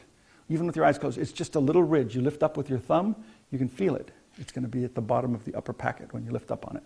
Okay? Now I get a finger break and I riffle to the break and I look at it. I want to see what that card is. So I know your card is the King of Spades in this case. If you don't look at it that way, here's another way. The card's controlled to the bottom at this point, but you don't know what it is. You haven't peeked at it. So you can use what they call the jinx. It's the Hindu shuffle peek. You Hindu shuffle the cards. You want to get it from the bottom to the top. As you're taking little packets like this, about halfway into the shuffle, they're getting a little messy. So you just square them up and you keep going. And that's when you look at it. So now I know. Did you see that? Yes, sir. It was on the bottom, and you do this, and you just kind of look at it, and you keep going. So now I know the card's on the top of the deck, and I know what it is. The next thing you need to do is to put it in the middle, but you have to bridge the entire deck downwards first. If you know how to do a pressure fan or a spring, anything that does this right here. Or if you don't do that, just bend them. That does it too. Then you cut half of the deck from the top to the bottom, bridging those cards in the opposite direction. And now you have this Derek Dingle open sesame thing. Remember that? Mm-hmm. Open sesame, ho baby. And that's how you find the card. So for this trick, you don't do the open sesame, but you get in that same position. So you're here. Now this is a nice touch. You can show that the card has not been manipulated to the top or near the top. It's not on the bottom or near the bottom. I know exactly where it is. It's right where those two halves meet. So I would say to the spectator, so your card must be somewhere in the middle. I want them to see it as I go by, because then they see that I've done absolutely nothing to it. It truly is in the middle. And it looks very fair. When you want to find it, you just squeeze it and it opens to the right spot. So that's what happens. The envelope is ordinary, the deck is ordinary, the pencil, however, is gimmicked.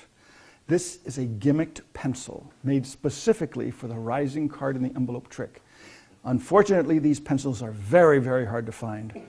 And when you find them, if you're lucky enough, they're very, very expensive. Very expensive. But I do have a few left at my dealer's table. Or you can make it yourself. Just get a rubber band, wrap it. It's a joke. It's a joke. Wrap a rubber band around the middle of the pencil. That's the gimmick. Now that rubber band is going to act like a rubber wheel. When the deck is in the envelope and you open it at the right spot, that's where the pencil goes in. That rubber wheel, when you turn the pencil, in this case counterclockwise, will cause the chosen card to rise. That's all there is to it. So remember, this is in your pocket. They don't know about that. You put the deck into the envelope. Seal the envelope closed, like this. And now, once it's sealed, you square it up at the bottom, and you tear off the top part. Okay? So that's why you can use an extra long envelope. It doesn't matter. You're going to tear it off anyway. When you squeeze it, it opens up at that right spot, but they don't know. They can't see it because of the envelope. Here's another little tip. When you stab the side of the deck with a pencil, don't stab it in the middle, halfway down from the top or halfway up from the bottom.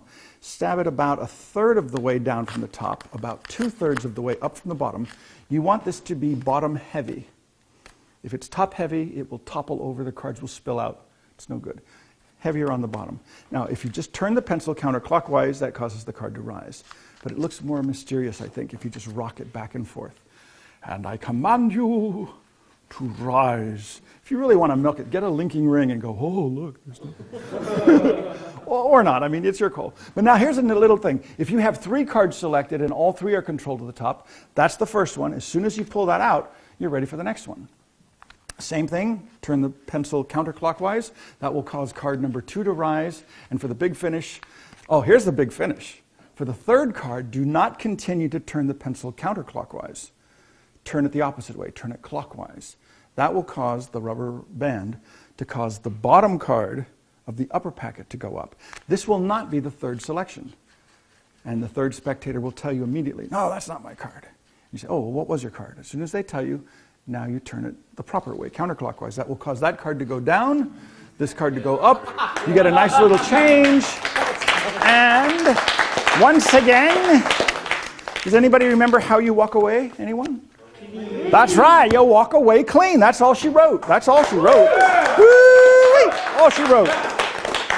All right. Okay, well, oh, hey, let's do some rope magic. What do you say? Oh, yeah, eh? Oh, yeah. I love rope magic, eh? Now for this, I need a few pieces of rope. One happens to be wrapped around my ambitious card gaffus. Does anybody have a small piece about, oh, say that long? Oh, that's good. Anyone else? Oh, that would be perfect. Here's a little tip. I'm going to go through this relatively quickly. Most of it's pretty standard, but the length of the ropes are important. Any size set Professor's Nightmare will work, but I like to use the long piece is the arm span. So that's the long piece. The short piece will be as far as you can reach. The tip of the little finger to the tip of the thumb. That will be the short piece. And for those of you who know the secret of this trick, if you loop the little one around the big one, that will determine your middle-sized piece length. So that's how you do it. Now the setup is you take the long one. This is from George Sands. He's got rope stational, he's got sensational, he's got a lot of great rope tricks. Oh, see, I do it without even explaining it. You fold the long one in half again, in half again. So that would be, I guess, eighths. Pull one end downwards, and then take the little piece and tie it around with an overhand knot. That just holds this together as a bundle. This is the setup for the rope stational. I like to have everything all together, so I just, for my own amusement, I will take the middle-sized piece, fold it in half, and tie it around the middle of that bundle. So now all 3 pieces are together. This 10-minute rope act is ready to go. And it can get mixed up with all your other props. When you're ready, you just pull this out. I unbundle the middle-sized piece, put it someplace on the left, and now you're ready to start the trick. In unbundling this, you just turn your palm up hand, you grab with your little finger and ring finger. The end that was pulled down. The reason for pulling it down is so you don't have to fumble through and find one of the real ends instead of one of the ends of the short piece. That's the end that's pulled in, that's the one you grab. The other fingers and thumb untie the little piece, and you hold one end of that little piece next to the one end of the big piece, let everything else fall. So that's a pretty quick way to unbundle the rope. It looks like just one piece. Now, this happened to me one time in New York. I was just getting into it. Hey, yeah, good, strong, solid piece of rope. And I just got carried away and I went boop, like that. So I hadn't even started the routine yet and already I messed up. But it was New York, so it was okay. Because I said, because I said, tannins. And I just kept going and, it's just okay, just keep moving. So here's the move. Here's the move. You cross the little end over the end of the long piece. The long end goes into your left hand, the short end comes out. So you just switch. Don't stop there, because that looks really bad. Give that one extra complete revolution. Now that looks better. It almost looks like the ends are just draped around. Now you do the magic, you grab the middle of that short piece, you pull it off, and it looks like you just pull the ends off. Now that's a pretty good little effect. Pulling the ends off of a piece of rope, then you can show that this is apparently a piece of rope that has no ends. This is fun to do. You get in front of the mirror, you can do this for hours. You're just holding the 2 ends together like that. It's like the linking ring move, the steering wheel move, or what do they call it? The linking ring move. But you just pretend. Okay? When you're ready to put the ends back on, you do this. You do the same thing you did to take them off, just in reverse. So one end of the short piece goes into the left hand, one end of the long piece comes out. So you switch them out. Do the same thing, one extra revolution. So that looks very similar to what you had a moment ago. The difference is now those are the real ends, so it looks like they melt right back on. So that's the end of the first part. Second part starts the same way. You do the switch exactly the same as before. One extra revolution, and then you tie an overhand knot here. Okay? So that looks pretty fair. You pull on this, That upsets the knot, almost like the 20th century silks or the sympathetic silks, where that turns into a sliding knot.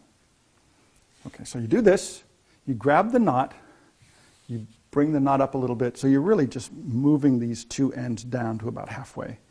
The only reason for that is so that it looks like you're cutting it somewhere other than right next to the knot. And this is just the fingers, pop this end up, and it looks like you just cut it. Okay? So now you untie this knot, and it looks like you've got a pretty short piece next to a relatively long piece. But of course, it's really this situation. And this is kind of like Takagi's restoration. You see, I'm going to put the first end here. I'll put the second end where the first end used to be. And all you're going to do is take this end, grab one of the ends of the little piece, and hold them together. I don't want to just drop everything, because to me that doesn't look quite right. I drop it and I twirl it so that it can untwirl. So it kind of helps disguise the fact that you did that. So at regular speed it looks like this. You say, 2 pieces of rope, I'll hold the first rope over here, the long end. I'll put the second piece where the first end used to be. I say the magic words, con cuartos, cuadrada, por irnos a la cima creación, and the ropes go back together, and that's the end of the restoration. Now, this is a weird thing, but it works. You've got the short piece here. You put the real end of the long piece right next to the other end of the long piece, hold them together. You take the short piece and you fold it in half and hold it in the left hand. So what you really have is this, and the 2 real ends are together. But it looks like you just folded the rope. Now I want to get these real ends all the way down at the bottom, so all I do is just move it down, holding them together, and this part goes over the middle finger until you get near the very end. So that way you have the real ends here, and those are the fake ends. But it looks like that's the middle, and those are the ends. I'm going to get rid of this little piece by crumpling them up one end at a time. The first one gets crumpled up, it goes through the hollow core of the rope, jumps to the other side. Do the same thing, you're crumpling it up. So all you're doing is just crumpling up the little piece and hiding it in your hand. And it jumps over to here, so now the ends are where the middle used to be. I feel vulnerable if I drop that, because this hand has got nothing except the hidden piece of rope. I don't like being in that position, so I would rather, before dropping it, I will grab this end and now drop it, because now I'm holding the rope. So it looks like the ends jumped across. You fold this in half a few times, hand it to somebody on your right. So at this point I say, usually people think this is a piece of phony fake magician's rope. No, I got the phony stuff right here. So once again, I feel vulnerable if I have something palmed in my hand. So immediately, as soon as I let go of this rope, I pick up this rope to help hide it. And I say, no, this is regular rope. You can buy it at any magic store, hand it out for examination. Now, I make an effect out of this. You just grab the little piece of rope and one of these ends, and you put them together. As I say to that person, pull on it, make sure it doesn't stretch or shrink. That's just my reason for getting these together. And then I say, I can't let you see this piece right here because this is special. Well, I'll tell you what, you can look at a little piece and just pretend like you pull a little piece off, and you hand it to somebody on your left. Now, this is a great knot. I learned this from the Mark Wilson course of magic. It's the pretzel knot. It's hard to explain, but it's pretty easy to do. It just takes practice. You go around towards the audience, and you cross in front. Now, if you're going to take a mental picture of anything, this would be it. Here to here. Now I'm going to grab this end that's pointing up by reaching inside. Now here's the thing that makes this trick work. As soon as you grab the end, you start twirling it towards yourself, the top towards yourself. When this hand comes out, you keep that in, but you twirl it. And once that drops off, the only reason this rope is holding itself together like a knot is because I've got it twirled. I mean, if you twirl it too much, it's going to look like that. That's no good. But if you don't twirl it enough, it's going to just dissolve. So this is going to take some practice. How much you twirl it depends on the slickness of the rope.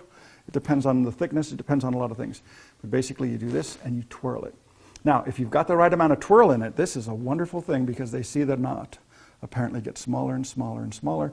And if there's a little bit of roughness to the rope, you can do that. You can't do that if it's aluminum, polyester, or nylon. That's what I say, like ship, yachting rope. That's really slick. But that's pretty good. Just be careful, because it's ready to go. But if you say, look, I'm going to tie a knot right in the middle like this, and if you know the secret of the magic knot, you can take that knot, squeeze it with your fist. So you say, squeeze it with your fist, and that creates the illusion that the knot disappears. Actually, the knot does not disappear. It's still there. It's just very, very small. It's a little bump, so that's good. Now, to bring the knot back, this is explained in so many magic books, but it's always done this way. It's the instantaneous knot. If you hold each end of the rope between your thumb and first finger only, the other hand has the thumb and first finger only, but in opposite directions. One end is pointing away from you, one end is pointing towards you. In very slow motion, if you have a big space between your index finger and the other 3 fingers here, and the same thing here, big space, you're going to clip the rope from your right hand between your left first and second fingers. At the same time, you're going to clip the end in the left hand between the right first and second fingers. So what happens is the hands come together, clip, clip, let go with your thumbs, and if you separate your hands, you have a knot. That is the instantaneous knot. And the way it's normally done is this. The hands come together, they switch, the hands come apart, you've got a knot. The only thing I changed that was different is I say, and if I give the rope a quick shake, and I turn sideways a little bit and shake it once. That's the reason for bringing the hands together, so that when you shake it, it goes like that. I mean, you wouldn't shake it like that. It just doesn't work. But if you go like, ha, ha, ha, choo, and you shake it and you do the instantaneous knot, it almost looks like the knot just appears. So you say, all I have to do is give it a little shake like this, ha, choo, and you've got the knot. Hand that out to somebody on your left. You're ready for the professor's nightmare part. So far you've done all this stuff and you haven't even done the professor's nightmare. Take the long piece of rope back first, take the short piece back next. Instead of bringing up the ends and doing some kind of a phony thing, this is an idea by Jose de la Torre, Magicana from Havana. You show this, and the middle-sized piece is on the left side as well. So that gives me a reason to just sort of temporarily put the small piece over here as I reach for it. And when you do that, they get crossed like an X. And make sure it's right in the middle. So the middle of this small piece is held with the thumb, and that should be about the same amount like this. I don't know if that makes sense, but you got to just cross it like this. As you reach for this piece, that's the misdirection. Here's the whole move. From here to there. So there, they're just crossed. Here, one is looped around the other one, like that. But when you bring the hand back, it looks like you haven't done anything. It still looks like there's a short piece. Put this in the middle, so it looks like there's the short piece, the middle-sized piece, and the long piece. You're ready for the big finish, and you gather the opposite ends. You say the magic word, stretcho, stretcho, stretcho, and you go into the professor's nightmare. All right? Then you do the false count. Oh, the false count's important. The fingering position is very important for the false count. Here's what you do. Thumb and first finger only grabs the first piece. You show that it's solid, fold it in half, and let it drop. As you come to take the second piece, these 3 fingers go underneath here, so you can let go with your thumb. And this goes here. You leave the single piece behind. You clip the 2 ends here. You separate. Pull on it, make sure it doesn't stretch or shrink. Show that one, and the third one. So it's very convincing. Now the last part comes from Dan Garrett. It's from his lecture notes, Ticklers and Teasers, the Professor's Daydream. This uses the Al Baker knot, which is this. Normally, when you're doing cut and restored rope or something like that and you're in this position, the normal thing that most magicians do is they tie a single overhand knot.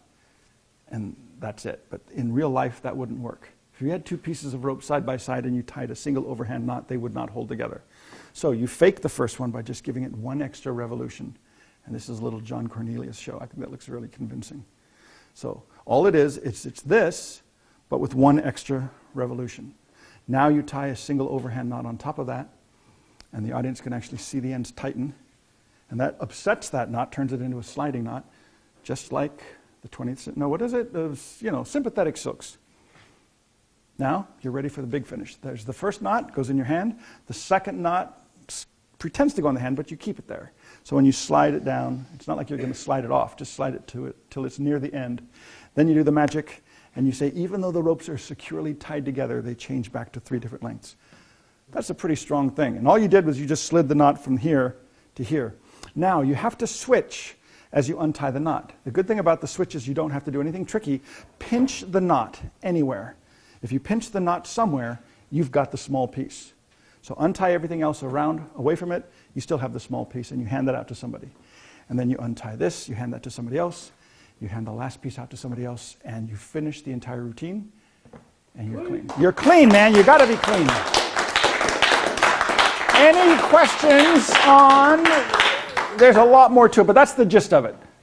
Okay, so any questions on this? False count? The false count's good. If that's all you get is the false count, that would be worth learning. Okay, puzzling... here's a good one. Oh, yeah, here's a good one. I heard this story. This is a puzzle. I heard this probably 20 years ago, and I still don't get it. Maybe somebody can help me. Here's the story. 3 men go to a hotel, right? They each contribute $10 for their share of the hotel room. They get up to the room. The hotel manager realizes that they were overcharged by $5. It should have been $25. So the manager gives $5 to the bellman to return to the men. Well, on the way up to the room, the bellman says, $5, 3 men, it's going to be difficult to divide equally. I know what I'm going to do. I'm going to give $3 back to the men. That way they each get $1 apiece. I'll keep the other $2 for myself as a tip. So originally, each man paid $10 for his share of the room. Each man just got $1 back. That means now each man paid $9.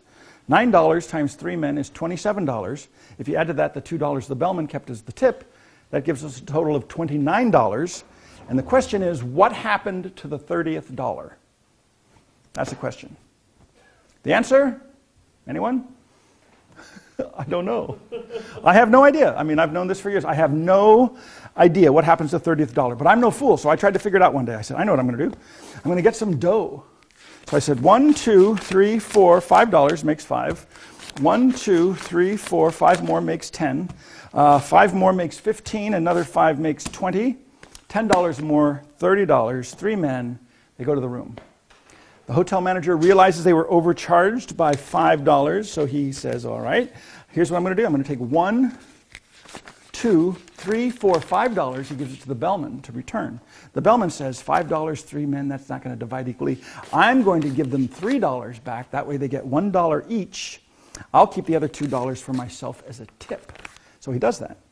So originally, remember, each man paid $10 for his share of the room. Each man just got $1 back. You saw it happen. So that means $9 apiece. 9 times 3 is 27. Isn't that right? 27. So that's 10. 5 more makes 15. Another 5 makes 20.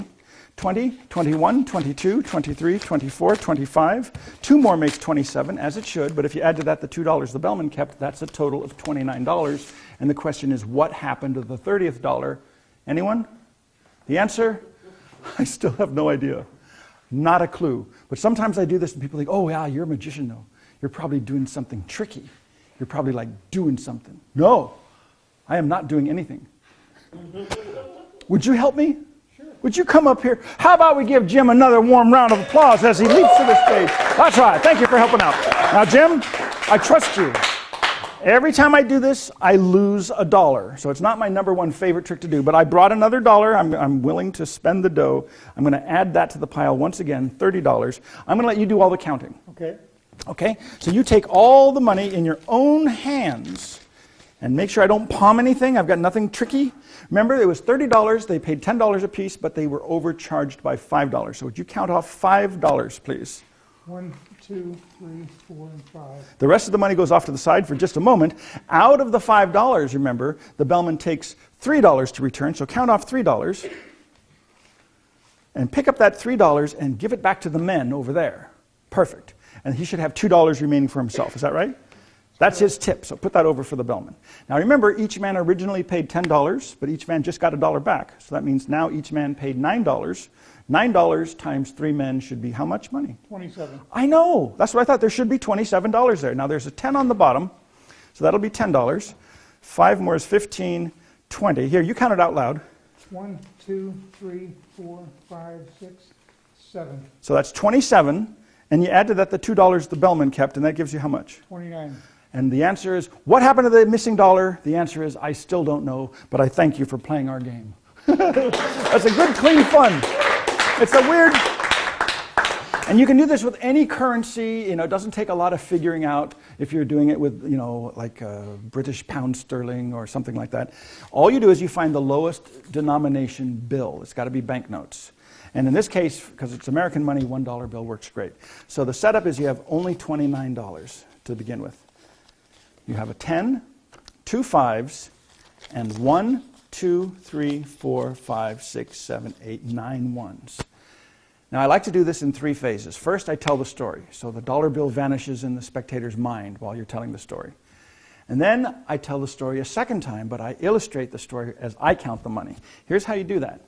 You start with all $29 in your little wallet or wherever you want to keep your bills.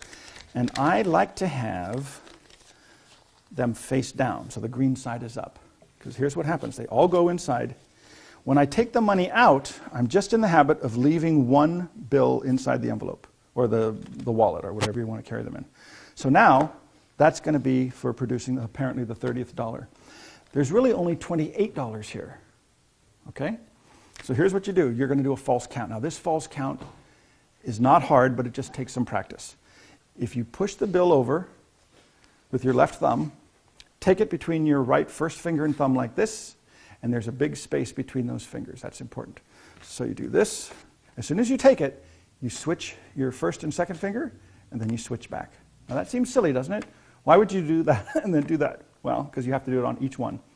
The second one, you take it between the first and second finger. As you bring your hands apart, your second finger grabs it.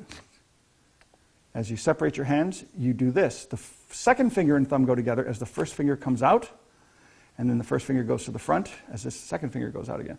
So this walking action is what gives it the deception. So the third one goes here, fourth one here. That's how you count each bill. You take each one between the first and second fingers, you pull the first finger out, temporarily holding it with the second finger, then the first finger goes back in the front as that goes out. So you do this, that's the regular count. Now when you're going to do the false count, it's exactly the same with one small change. 1, 2, on 3, you start to take it, but at the last minute, you change your mind.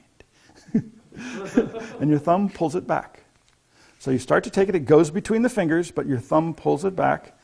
At the same time, your first and second fingers switch, and then they switch back. So in slow motion, it's this. A little faster. A little faster. And when you practice this, you could actually go 1, 2, 3, 4, 5. I mean, you don't take any of them. You just don't take any of them. But it does take some practice. 1, 2. On 3, I usually do the fake move. 3, 4, I take. 5, I take. Now you have to do this twice because you want to convince the audience that this $28 is actually $30. So I say, here's a little mystery. 1, 2, 3, 4, 5. That makes 5. Actually, that's only 4. You do the exact same thing again. 1, 2, 3, 4, 5 more makes 10. Actually, that's 8. So you're 2 steps ahead. 5 more makes 15, another 5 makes 20, and 10 more makes $30. 3 men, $10 apiece, hotel room. They go up. They realize they were overcharged by $5, so the hotel manager gives $5 to the bellman. Here you have to really count 5, so don't do any false counts here, even though it's tempting. 1, 2, 3, 4, 5. The rest of the money goes there. Out of the 5, the bellman says, I'm going to return $3 to the men. Count off 3. That way they get $1 each. Add it to those. That leaves $2 for me as a tip. And that's what happens. Now you want to tell the story, and apparently $1 is going to vanish, but you have to do the false count once.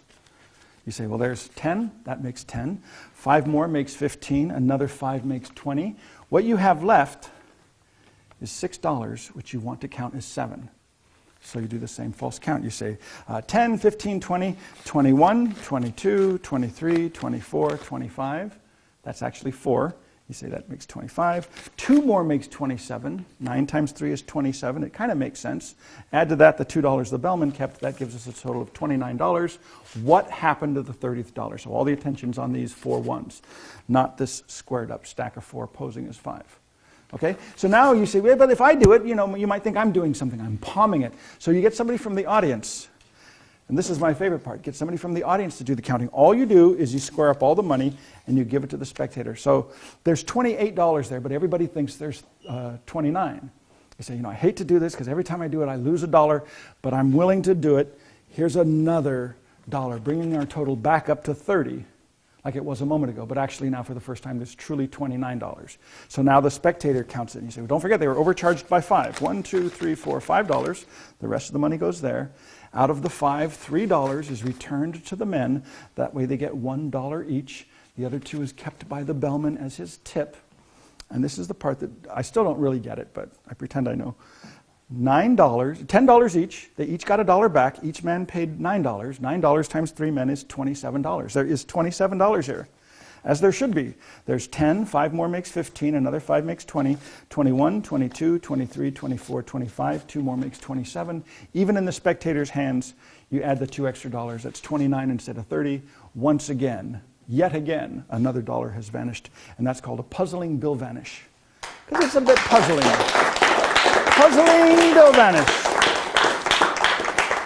Now that's a lot more. Oh, well, you think that's confusing? Does anybody think that's confusing? Then I better not do this next one. This next one is weird. It's called, okay, some people know this as the trick that fooled Einstein. Yeah. Joe Einstein. He owns a delicatessen on 3rd Street. Nice guy, though. Not brilliant, but nice guy. Very nice man. All right, let's see if I have a pen. Oh, man, I had a pen. Oh, Sharpie. Would you help me again, Jim? You're good. You know what? You're good. You should just have a seat right up here. Here's a spot for you. And I hope you have some pocket change. Do you have any pocket change? I believe I do. Because this is a great thing. You don't even know. Do you know how much you have? I do not. Perfect. Have a seat, relax, get comfortable. If you don't know, I certainly don't know. I don't even know how much I have, but I have a lot. I brought a lot with me. And I'm not going to use all of it. In fact, you put your coins on the table, but cover them with your hand. And since we're not going to use all of them, just take a few random coins away and hide them somewhere. Like, under the mat. Oh, I almost looked. I don't want to look. So you have a bunch of coins. You don't know how many. I don't know how many. You hit a few, and you've got whatever's left, and they're hidden. All right, here comes the psychic part. I need a pen. May I borrow a pen from someone? Yes, this is giving me psychic vibrations. Hey, I'm working here. Okay. Okay, enough of that. Okay, I have as many coins as you. I don't know. Wait, I don't even have to look. I could feel the psychic vibration. I have as many coins as you. Okay. I'm quite certain I have three more, and enough left over when added to your coins to give you a total of 23 coins. That's my prediction. That's what I feel. I have as many coins as you, 3 coins more, and enough left over when added to your coins to give you a total of 23. Let's find out if that's right. Lift up your hand. Count your coins one at a time for everyone to hear. 1, 2, 3, 4, 5, 6, 7, 8, 9, 10, 11, 12, 13, 14. 14 coins. I have as many as you, so I have 14. That's easy. 1, 2, 3, 4, 5, 6, 7, 8, 9, 10, 11, 12, 13, 14. So I have as many as you. 3 coins more. That's what I said. Oh, 3 coins more. So that's 1, 2, 3. And enough left over when added to your coins to give you a total of 23. Now, how many did you have? 14? 14, yes. So this would make 15, 16, 17, 18, 19, 20, 21, 22. Wait. 1, 2, 3, 4, 5, 6, 7, 8, 9, 10, 11, 12, 13. 13? Oh. I had 14. Oh, 14. Okay. 14. 3 coins more. 14, 15, 16, 17, 18, 19, 20, 21. Fooled myself. I don't know what's happening. Okay, well, it never works. It doesn't work anyway. No, wait a minute. This always works. Wait a minute. See, it's confusing. I don't know why it didn't work, because it always works. It's self-working. How do you like that? A self-working trick that never misses. I probably put too much away. Yep. Should we just go right into the explanation? No, we shouldn't. I should do it. I'm supposed to have put this much away. I know what happened. I cheated. I had an extra one ready. So this is what it is. 14? Yes. 14. 1, 2, 3, 4, 5, 6, 7, 8, 9, 10, 11, 12, 13, 14. Boy, if this will be embarrassing. 3 more. 1, 2, 3. And enough left over to give you 23. 14, 15, 16, 17, 18, 19, 20, 21, 22, 23. Ladies and gentlemen, works every time, never misses. It's a beautiful. No, you know what? I tell you, I normally don't share this with my audiences, but I'm from a circus background, and we've learned in the trapeze business to always make it look more difficult than it truly is, just to get that extra oomph. Okay, so, here, cover it up. I don't want to see anything.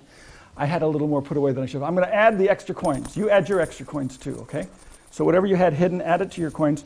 Cover it up so that I can't see anything. Oh, that's, yeah. Whatever you dropped, pick them all up. And I'm going to go for the psychic vibrations again, but this time to make it very, very difficult, very difficult. I'm going to go for the total amount of money Not just the number of coins as counting objects, but the value, the monetary value. So this time I believe I have as much money as you. I'm gonna say 11 cents more. 11 cents more. And enough left over when added to your money to give you a total of $2.89. I am committed. I've been in and out a few times, but at the moment I'm committed. Man, I hope this works. Okay, so let's see what you got. How much money do you have added up in the actual monetary value? $1, 25, 35, 45, 55, 65, 75, 85, 95, 209. 209. So I says I have as much money as you, so that should be 209. There's 25, 50, 75, $1. 25, 50, 75, $2, and you said 209? Yes. 1, 2, 3, 4, 5, 6, 7, 8, 9. Okay. Okay, yeah. Oh, shit. It doesn't look good. Oh, no. Well, no, I don't know. I mean, it's a gift, it's a gift. Sometimes it's a curse. But now I claim I have as many as you. 11 cents more. Did I do the 11 cents part yet? Not yet. Oh, that's too bad. All right, I'll do it. There's 11 cents right there, right there. Look at that. It's 10, one more is 11. So then this is what's left over. I have as much money as you, 11 cents more, and enough left over when added to your money to give you a total of $2.89. Now, do you remember how much you had? It's 209. 209. Okay, 209. This would make... Well, you should have 80 cents. Oh, yeah, that's the easy way. Thank you. Thank you. Thank you. 80 cents. Yes. All right. 10, 20, 25, 30, 40, 50, 55, 60, 70, 80. Ladies and gentlemen, $2.89. It works every time. It can't possibly fail, and I have no idea how it's done. Thank you for helping, and thank you for playing our game. Oy, oy, oy, oy, oy, oy, oy, oy. I don't really know exactly how this works, but in theory, I know how to do it. Here's what you do. It is confusing, but it's good, clean fun. Here's what you do. You have to have more money than the spectator. That's all that matters, as long as you have quite a bit much more than they do. So this is your money, and I don't know how much it is. In fact, you can put some of it aside, and so at the beginning, we don't know how much there is. I do know that to make this trick work, you need, I'm using $3, exactly $3 and change, because in theory, that's easy for me to remember. But, there's $3 and change, there's 8 quarters, so if you're going to take notes, 8 quarters, 6 dimes, 6 nickels, and 10 pennies. That's $3, 30 coins. Okay. You bring your money out, I bring my money out. I am not going to use all of it just yet, so I take 2 quarters and 2 pennies. So 4 coins go away for later. So now instead of 30 coins, I've got 26 coins. Is that right? If I mess up, stop me before it gets too far. So there's 26 coins. With me so far? So far, so good. Okay. I still don't have any idea what you have. But what I say is I have as many coins as you, 3 more, and enough left over to give you a total of 23 coins. Well, all that you have to do is, if you know there's 26 coins here, the 23 and the 3 have to add up to 26. I could just as easily say I have as many coins as you, 2 more, and enough left over to give you a total of 24 coins. Right? Or if it doesn't matter, as long as those 2 add up to the total number of coins I have. Because here, let's see what you have. 1, 2, 3, 4, 5, 6, 7, 8, 9, 10, 11, 12, 13, 14, 15, 16. So I know I've got as many as you. That's 16. 1, 2, 3, 4, 5, 6, 7, 8, 9, 10, 11, 12, 13, 14, 15, 16. And then when I say 3 more, 1, 2, 3, and enough left over when added to your coins will give you a total of 23. Well, here's the weird part. Because if I have 26 coins, then I have something less than 26 coins plus 3 more, and whatever's left over is going to add up to 26 coins.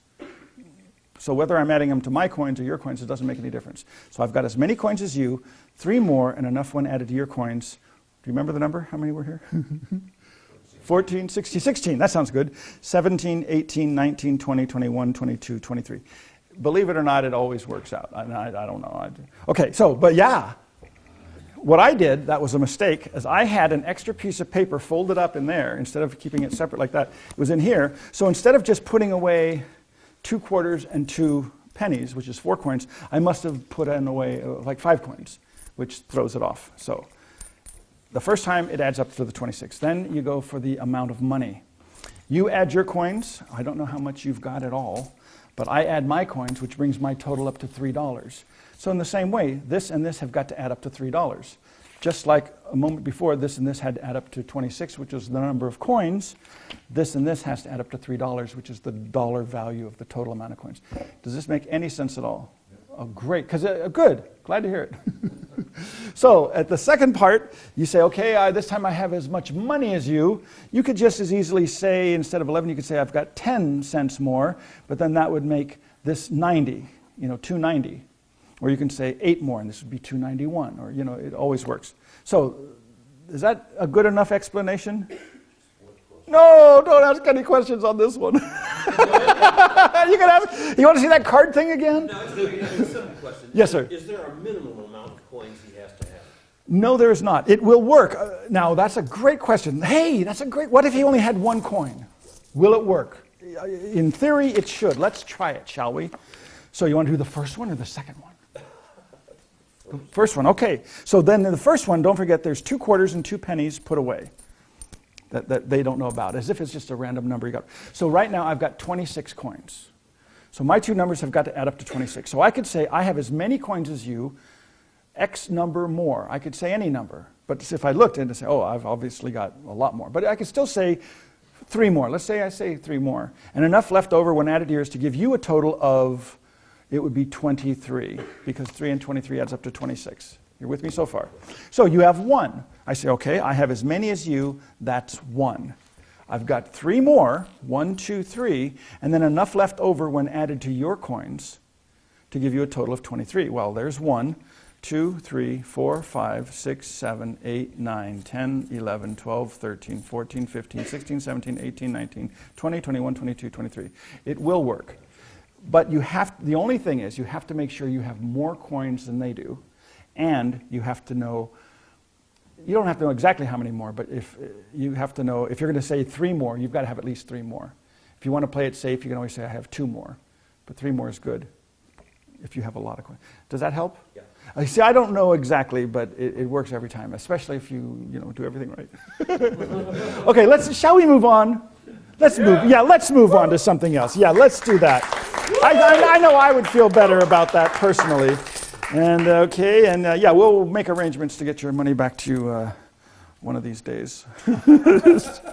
Yeah. Here. No, it's a free gift. Oh, yeah, well, it's your money. I mean, yeah. We got a question that pertains to that trip. Oh, no. It's super simple. Okay. He just wants to know if you can show what you wrote down to the camera. Yes, I can. In fact, let me do it again. I'm not the whole thing, trust me. Yes, I'll show you exactly. I was looking for a Sharpie, but I must have put it away in my bag. Yeah, exactly. That's right, because I did. Oh, here's a little something. I did a deck switch, didn't I? So smooth, I forgot I did it myself. All right. Yes. The first time you say, for example, I have as many coins as you, 3 coins more, and enough left over to give you a total of 23. All that you have to do, if you know that you've got 26 coins, these 2 numbers have got to add up to 26. Okay? I had 30 coins, but I put a few aside, 4 coins aside. There were 26 left. These have to add up to 26. But you can see that this is equivalent to saying, if I have as many as you, 2 coins more, and enough left over will give you a total of 24. It's the same thing. I just took 1 off of here and put it there instead. Does that make sense? Mm-hmm. And the same thing with the monetary amount. As long as those 2 amounts add up to $3, which is the total monetary amount of the coins that you have, it will work out. And you can just lift that up a bit so it's facing like the camera. There we go. Oh, well, it used to be 3 to add up to 23, and then 2 to add up to 24, or just as easily, you could say, I have as many as you, 4 coins more. Wait, this will be a test for the class here. What if I was to say, I have as many coins as you, 4 coins more, yeah, and enough left over when added to your coins to give you a total of what? 21.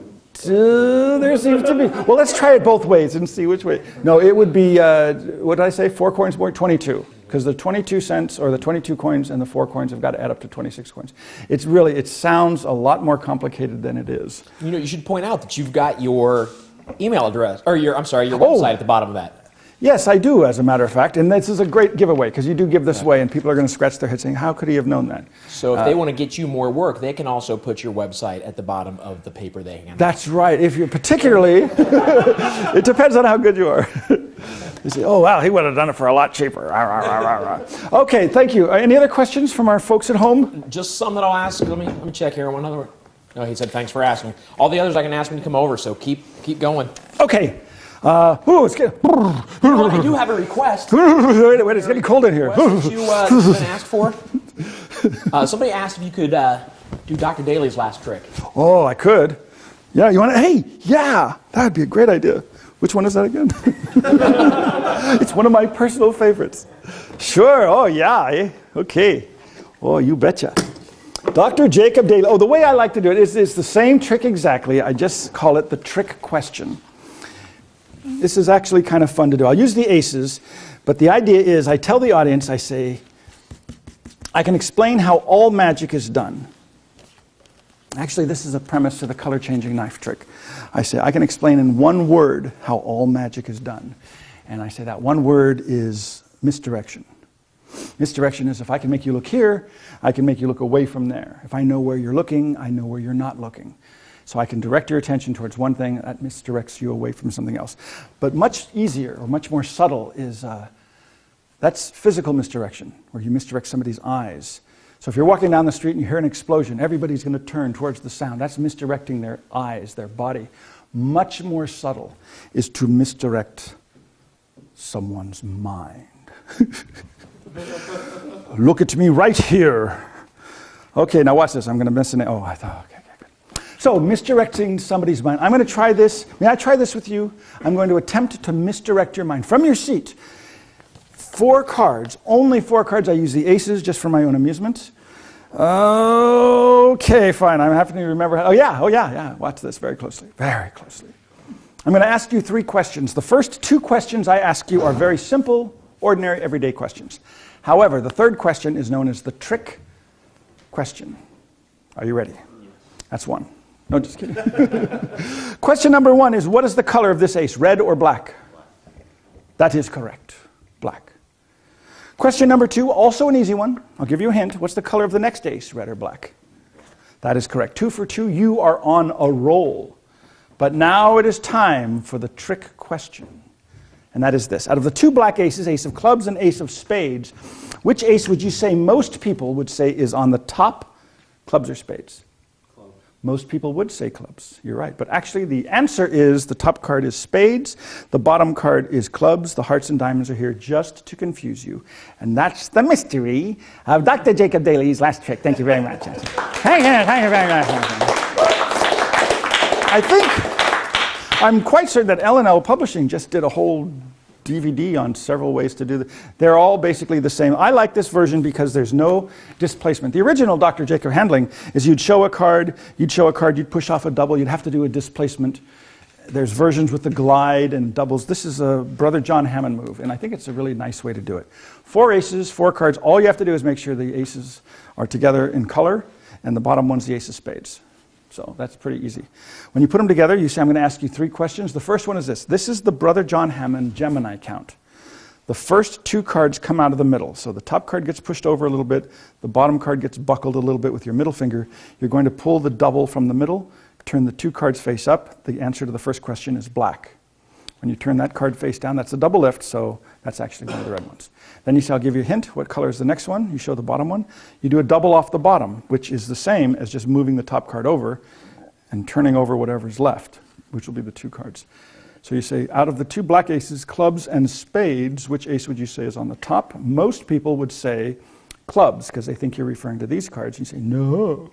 Actually, the top card is spades. The bottom card is clubs. These red ones are here to confuse you. And that's my story, and I'm sticking to it. Okay, that's it. Well, that was good, clean fun. Anything else? Oh, good. Okay. I'm going to do some serious magic. This is serious business. Very serious. So I'm going to have to bring out my professional prop. I've wanted to use this for years, man. My professional prop. Whoa. Yeah, what a pro. I know. Yeah, chicks dig it, man. Solid magic wand. And I need a purse frame. Oh, no, I know what I need. I do. I need a purse frame. Does anybody have a purse frame? Oh, here's one. This is the Las Vegas purse frame. Oh, remember?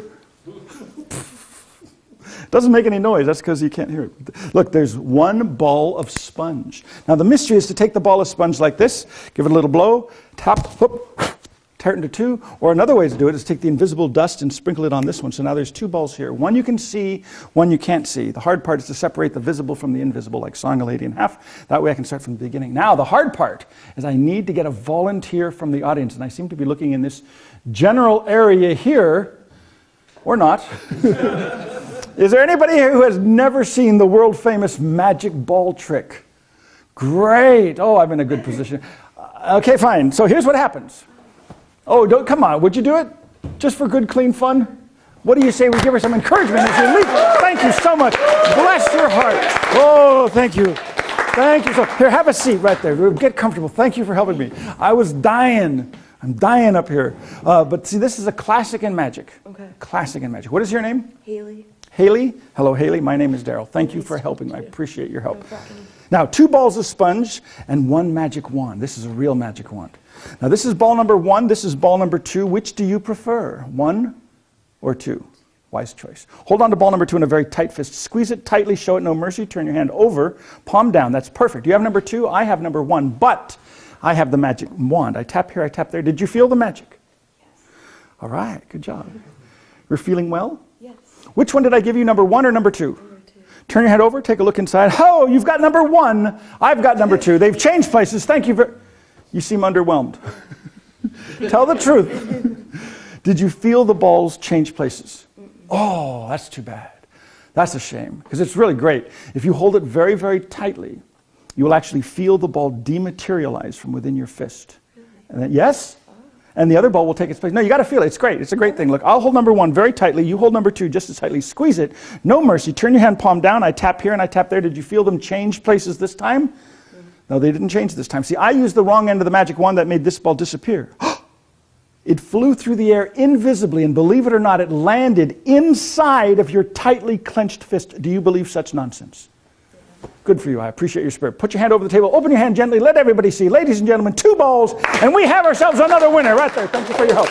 All right, let's keep it going for your help here. That's good. Thank you very much. Woo, doggy dog. Oh, man. Another winner. It's like doing the bunny rabbit trick. I love the bunny rabbits, multiplying rabbits. Peter Rabbit goes to town. But you can't do it for a room full of magicians. But you do it for normal people, and it's a whole different deal. This trick is good, clean fun. It's a simple sponge ball routine, and you don't really need a magic wand, although I like to use something. The setup, if you want to call it such, is normally I'll just bring out both balls and start. If you want to magically produce the first one, you can have a purse frame. The setup would be 1 ball in each pocket. You have your magic wand or your chopstick or your pencil or your pen, your table knife, whatever you're going to use, and the purse frame goes in the right pocket. So this is the standard Al Goshman production. Both hands go in. You bring this out a little bit before you bring this out, and this hand has the ball. So the misdirection is you're looking for something, you don't know where it is. Oh, here it is. As soon as you bring that out, the audience should look there. That gives you cover to bring this hand out. Now, if you want to put it here, this was a Johnny Paul idea, is to open it like this.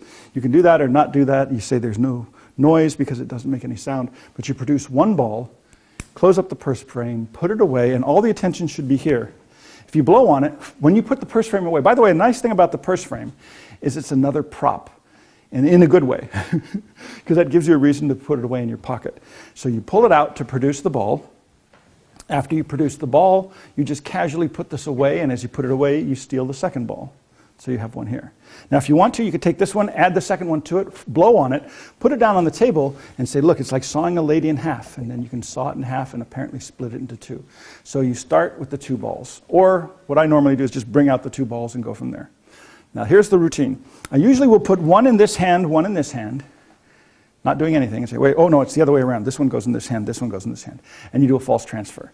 False transfer, it's not like this. It's just you pretend to put it there, and you don't let go. You just put it there, you close your hand, and it's not there. So this is a very easy false transfer. You know, if you put your thumb on it, and you turn your hand over, it will not fall. No, try it. It doesn't fall. So you pretend it went to the other hand. You close your hand as if it went there. Don't show that. Bring this hand away, but don't bring it away with your thumb missing. As you move your hand away, your fingers kind of casually curl in and your thumb moves up. But don't, you know, this would Di Vernon, I've seen him do it. I remember I was in his apartment and he would stand in front of the mirror and he would do the move. He would actually transfer it from hand to hand over and over again. What does that look like? And then try to make the fake move look the same. I like to think of these Newton's cradle. Have you ever seen those things, those steel balls? It's the transference of energy. If you are going, even I'm sorry, I'm getting off the track, but it's all good. It's the hand continues, the action continues. It's like those Newton's thing, the kinetic energy. Albert Goshman was so good at this, the hands wouldn't even come together. He would take a coin and he'd go like this, and you'd practically see it.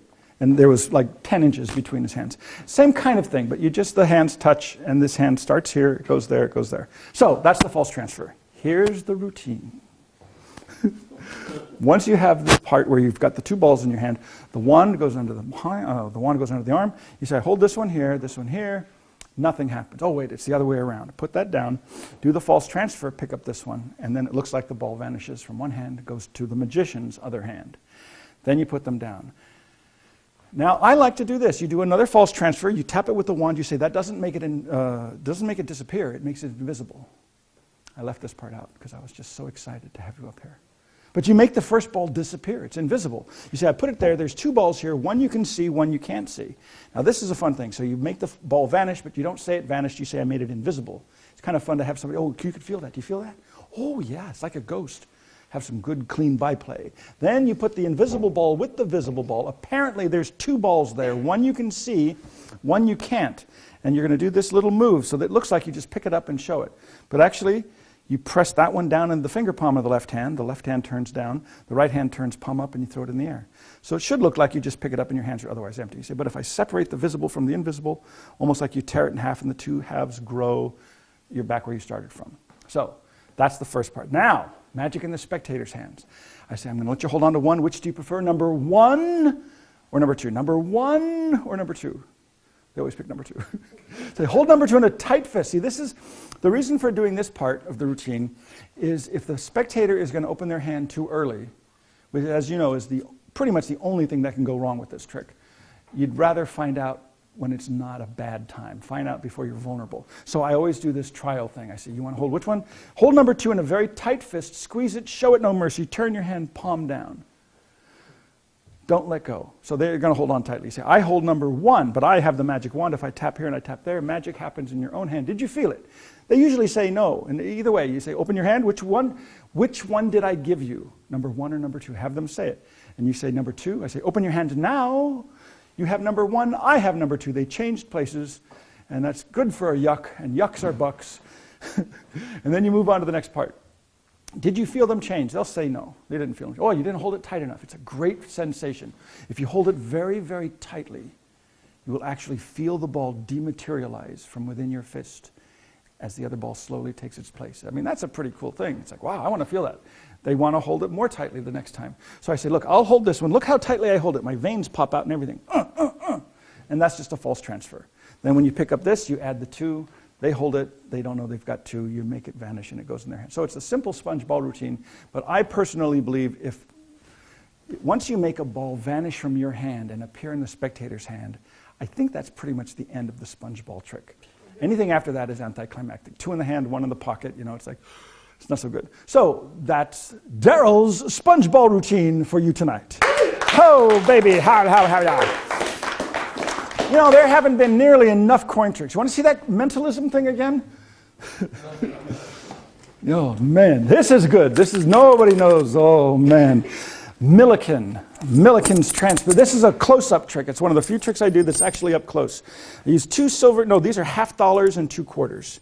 So if you can see that, that's where the action happens.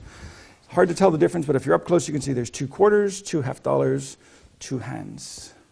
Every move a picture. Quarter here, another quarter here. The $half go here. Now the $half, if you can hear, they make a slightly different sound than the quarters. They do, but that's because these are big old coins. Those are just little ones. But if I touch the thumbs together, a funny thing happens. They sound the same. See, that's a quarter and a half, and that's a quarter and a half. So it's the first part of the transposition. So there's a $half here, there's a quarter here, there's a $half and a quarter here. Not yet. It's not until I do the secret move. You tap the thumbs. Sounds different. See, now there's 2 quarters here, 2 $half there, and that's the mystery of the Milliken's transposition. That's all there is to it.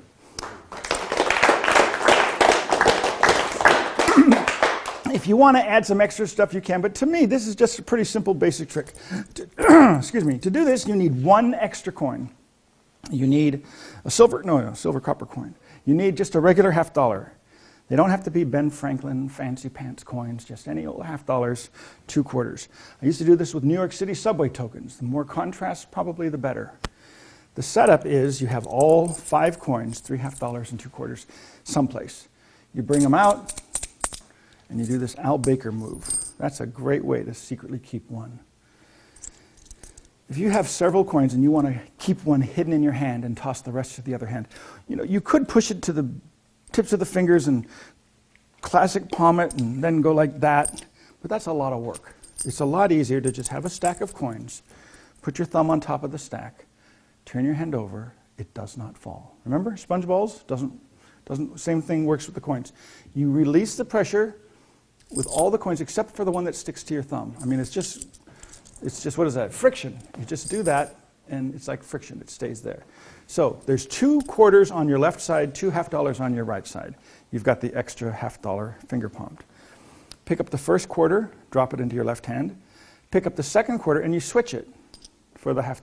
So all you really do is you just pinch the second quarter with the thumb and first finger, and you pretend to throw it, and you throw the other coin. But once you do that, now you pick up the $half, put it on top of the second $half, pick up both, and if you want to, you can show, because the $half will hide the quarter. So if they see 2 $half here, they hear 2 coins there, they know they must be the quarters.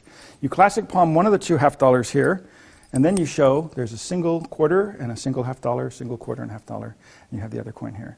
Now, as soon as I do this, I like to drop it into the finger palm. And here's the prettiest part of the whole Milliken's transposition. You say, the first 2 coins have changed. There's a $half. You pick up the quarter. You do the same switch. So they think there's a $half and a quarter. You've got the extra quarter here. You pick up the $half, place it on top of the quarter, but you actually lay it directly on top so that it completely hides the quarter. You pick up both, and you show your hand. So this quarter was already in the right hand. You pick up this $half, put it on top of that, hiding that one, and you show those 2. So it's a very quick little show.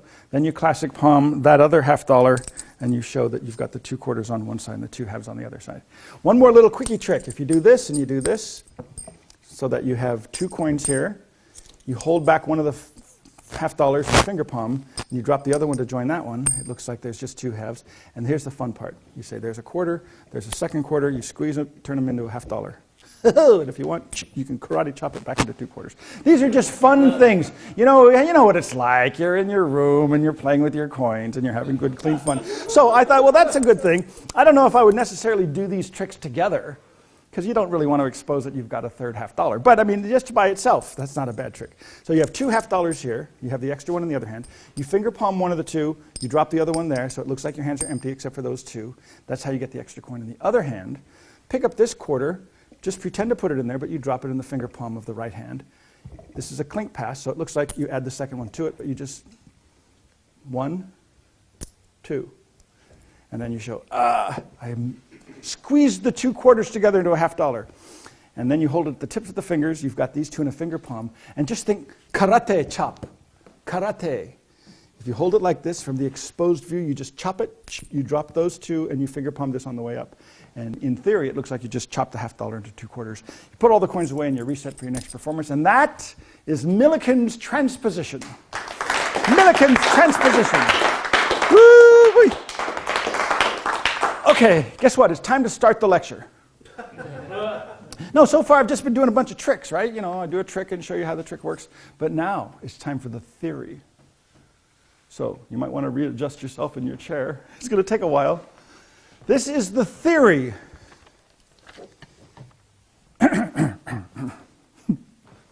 In the dawn of magic, there was the effect.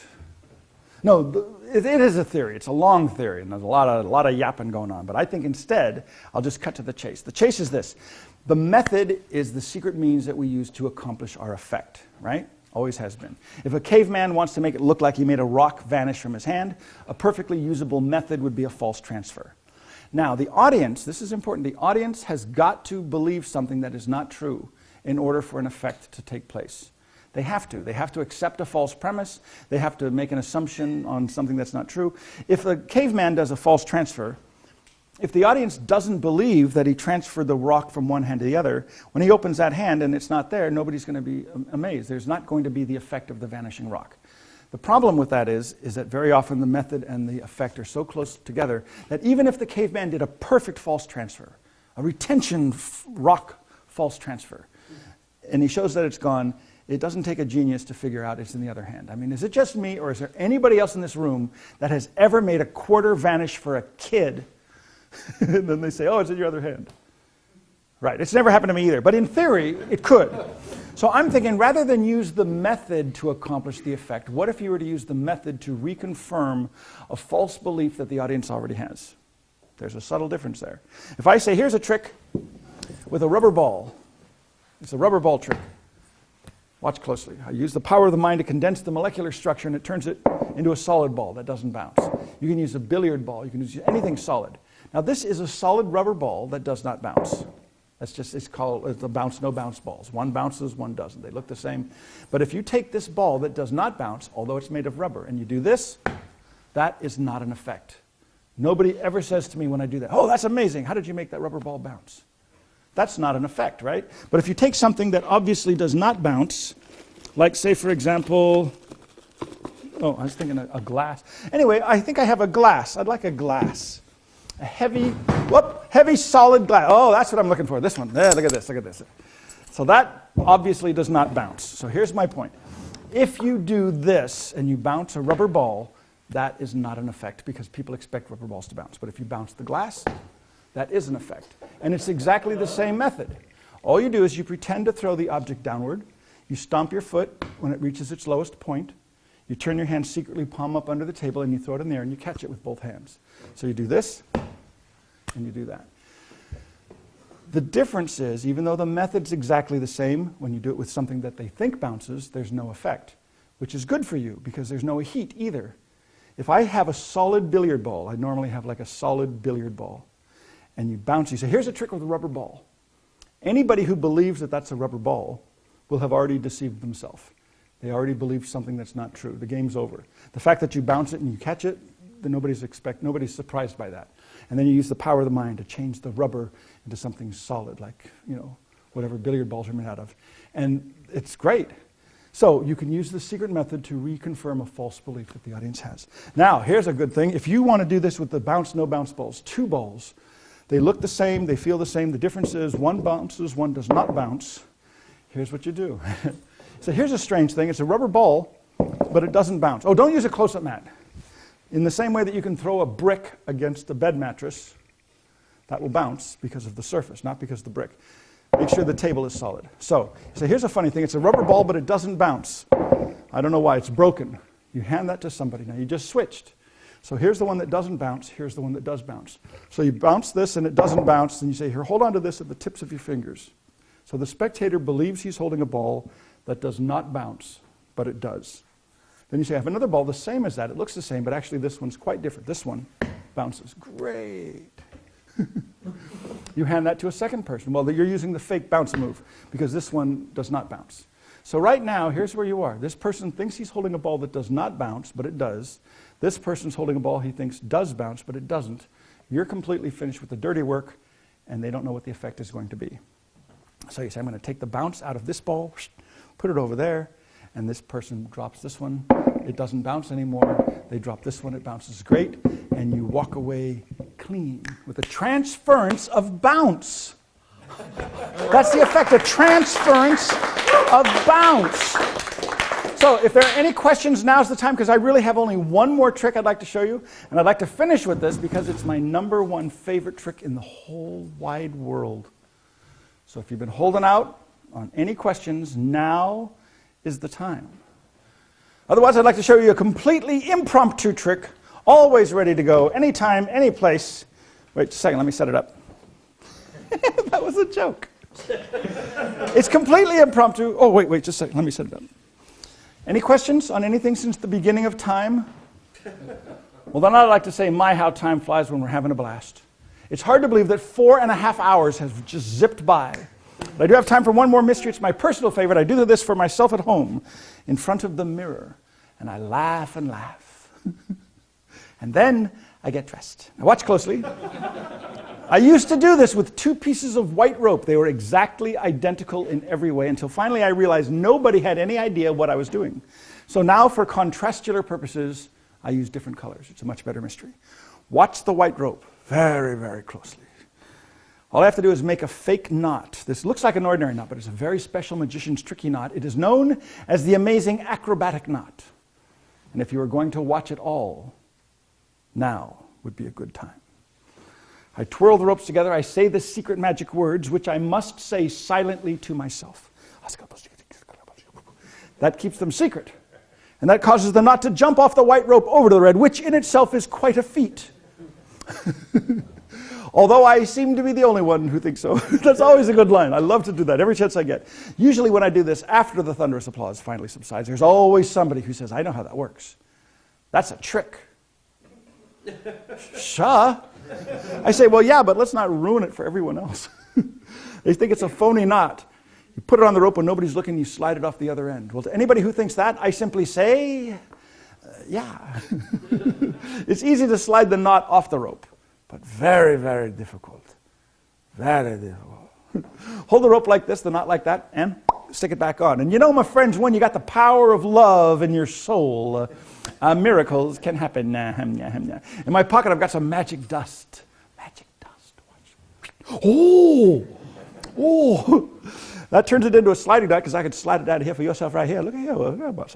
If I blow gently, that fuse welds the rope and the knot together, blending them as one. Yes, it is true. It's the mystery of the amazing acrobatic knot. And how do you finish? Clean, man. You finish clean. Yeah, clean, Oh, yeah, Oh, yeah. Wait, no. I want to explain how this trick is done. I'll show you. I'll show you how this trick works. It's a great trick, This was invented by Pavel. I saw him perform this on the Ed Sullivan Show back in 1967. 1967. He did this, Ed Sullivan Show, black and white TV, just a little kid, and for years, I wanted to know how this was done. Nobody knew. I explained the effect to magicians at the Magic Club meeting. Nobody knew. Then really, 10 years later, I was at a little magic shop. I think it was Seattle, Washington, or Portland, Oregon. And I saw this little pamphlet, like 4 pages, stapled in the middle. And it's like lecture notes or something. And there it was. It's like, oh man, that feeling when I finally got to see how this was done. Little did I know then that someday I would meet Pavel. I'd actually buy the manufacturing rights from him. He was so happy. And I was the first one to ever offer him money for one of his tricks that he gave me a really good deal. Because everybody else would just steal it. So here's the deal. Regular white rope, fold it into thirds. I like to bundle it up and just tie a simple overhand knot like that, and that just keeps it together. Now, I don't like to waste my pocket space. I really like having empty pockets, if at all possible. So even a knot, I don't want to have that in my pocket, so I just thread it onto the end like that and pull it towards the knot there. And as long as you keep it moving, nobody's going to say, hey, what's that extra white knot doing threaded on there? Move like a cat. Yeah, like the cat. Now, this is important. This is a 5-inch section of the red and white rope. You want to tie any knot that uses up the entire white section. In other words, please do not tie a single overhand knot and then say, hey man, What a jip. That is not it. That's not going to work. You don't have to tie the hunter bow knot. You could simply hold where the red and white sections join and wrap this around, 3 or 4 times, however many times you need to, and then just pop the end through the loop. With a little bit of adjusting as you tighten the knot, you can hide where the red and white sections of the rope join together, and that looks perfectly fine. The best way, though, I think, is to tie the hunter bow knot. If you've never tied the hunter bow knot, this is what it is. It's tying a bow, just like you would tie a shoestring or a package, the bow, right? Now, when you tie a bow, one of the ends will be on your side, the opposite end will be on the opposite side, away from you. Both of the ends have got to go through the loops from the same direction. Now, it doesn't matter if they both go through this way or if they both go through the other way, but they do have to both go through from the same direction. So that means one goes through the normal way, and the other end has got to come to the opposite side first before it goes through. So now they're both going through from the same direction. This is a slip knot. This is the GW Hunter bow knot. If you tighten it and you hide where the red and white sections join, to me, that looks really good. It looks like a fake white knot that's threaded onto a piece of red rope. That's what I want the audience to think. So I bundle this up so that this knot is at the top of the bundle, like that. I really don't want to be fishing around in my pocket trying to find the knot. So make sure it's at the top. Put that in a pocket where you can get to it quickly with your left hand. You're ready to go. Trick is this, you bring this out. So you really have nothing except one piece of rope in your pocket. You take this out of your bag or wherever you carry your props. My wife is a magician. She was a magician long before we met, and she gave me a hot tip on this.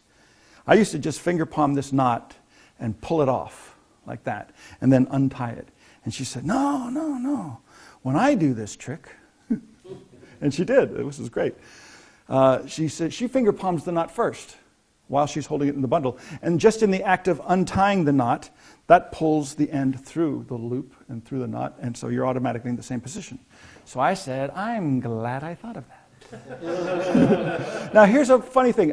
I feel the same way about cups and balls or crumpled up dollar bills, a lot of stuff. I just don't feel comfortable holding something in my hand unless that hand is holding something else that's visible to the audience. This is why the magic wand was invented. It helps to conceal palmed objects. I could, if I'm like this, even for a couple seconds, I feel vulnerable. I feel, they're looking at my hand and I'm palming something. But as soon as you add this, it's like, I could stand like this for an hour and feel perfectly fine. As soon as I take it, So, watch the routine. You'll see it's choreographed such that you'll never have anything hidden in your hand unless that hand is holding something else that's visible to the audience. So as soon as I unbundle the rope, I feel comfortable. This hand goes here, grab the other knot. As soon as I pull that out, it's in the right orientation because, you grab the knot, it's ready to go. First thing you do is you tie a slip knot. Any method for tying a slip knot will work. There are many different ways. Here's as good a method as any. You make a loop with the end of the rope, but the loop goes away from your body. Not towards your body like this, but away from your body. You hold where the ropes cross. You reach through the loop, you grab the end and you pull it towards you, and the tip of your left thumb pushes in. So basically all you're doing is you're tying a slip knot around the tip of your thumb. Now make sure that that's a pretty small bite and flatten it out. I mean, you want it to look like an overhand knot. People know. I know. People know. If you do this and you say, and there's a nice knot. Crocheting is based on that. People know that if you pull that, it's going to go. So make it look like an overhand knot. Flatten it out if you can, so it looks pretty good. Now, because that's a slip knot, remember all this is up here. You grab the end, you twirl it. Just by twirling the ropes, the palm up left hand is going to reach for the opposite ends. That automatically takes the slip knot out. It's gone. As soon as you touch it, it just dissolves. Now, you bring up the ends to say the secret magic words, and here's a hot tip. It doesn't matter what you say.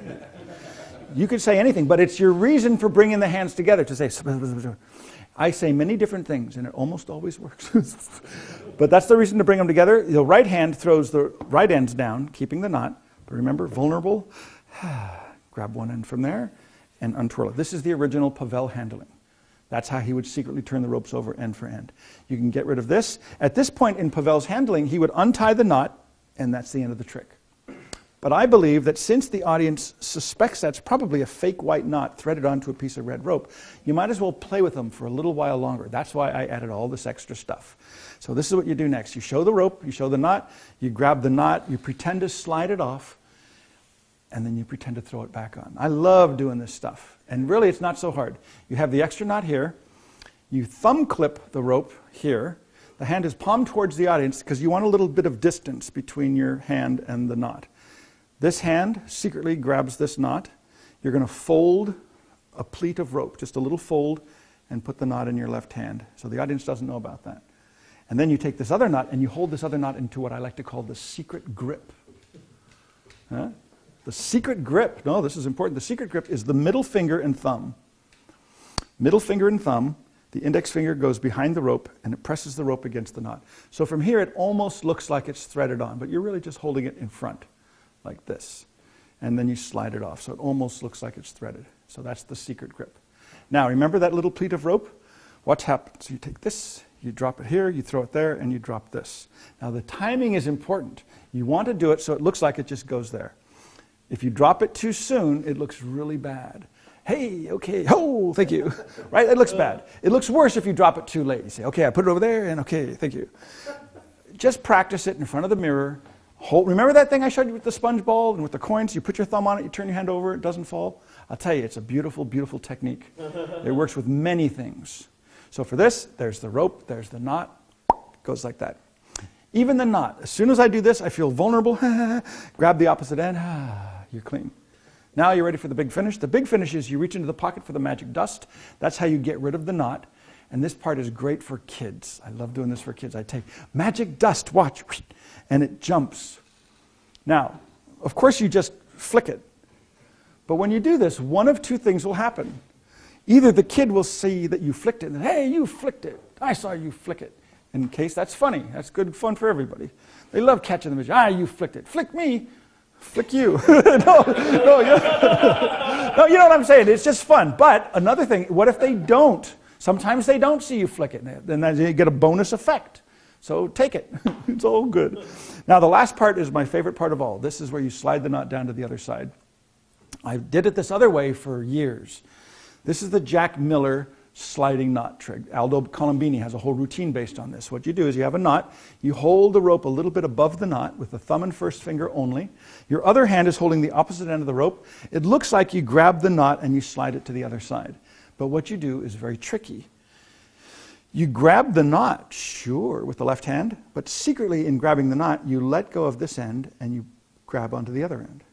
So really, it's from here, grab that, switch to that side. So that's how you turn the rope over end for end, and it goes to there. Now at regular speed, that actually looks pretty convincing, as if you're sliding the knot to the other side. So that's how I did it for years. One day in, I think it was Tucson, Arizona, I said, any questions? Really, a guy, he was like 10 years old, little boy says, yes, I have a question. And his question was, do you have to cover the knot when you slide it to the other side with your fist? And I said, why, of course you do, young man. That's the Jack Miller technique. He's been doing that since the 60s. But I went up to the room that night at the hotel, and I said, that is a great question that nobody has ever asked me before. Do you have to cover the knot when you slide it? And the answer actually is no. The secret grip. What if you hold the rope here, you grab the knot, but you keep that knot in full view with the middle finger on top, thumb on the bottom, index finger in the back, but keep the knot facing the audience. They can actually apparently see it slide down to the other side. So it's basically the same thing as doing this, but you don't hide it with your fist. You let it stay in view. And remember, the audience already saw you do this just a moment before. The difference is, a moment before you had an extra knot. Now you're doing it without anything extra, which means you get this extra few seconds of magic with nothing hidden in your hands.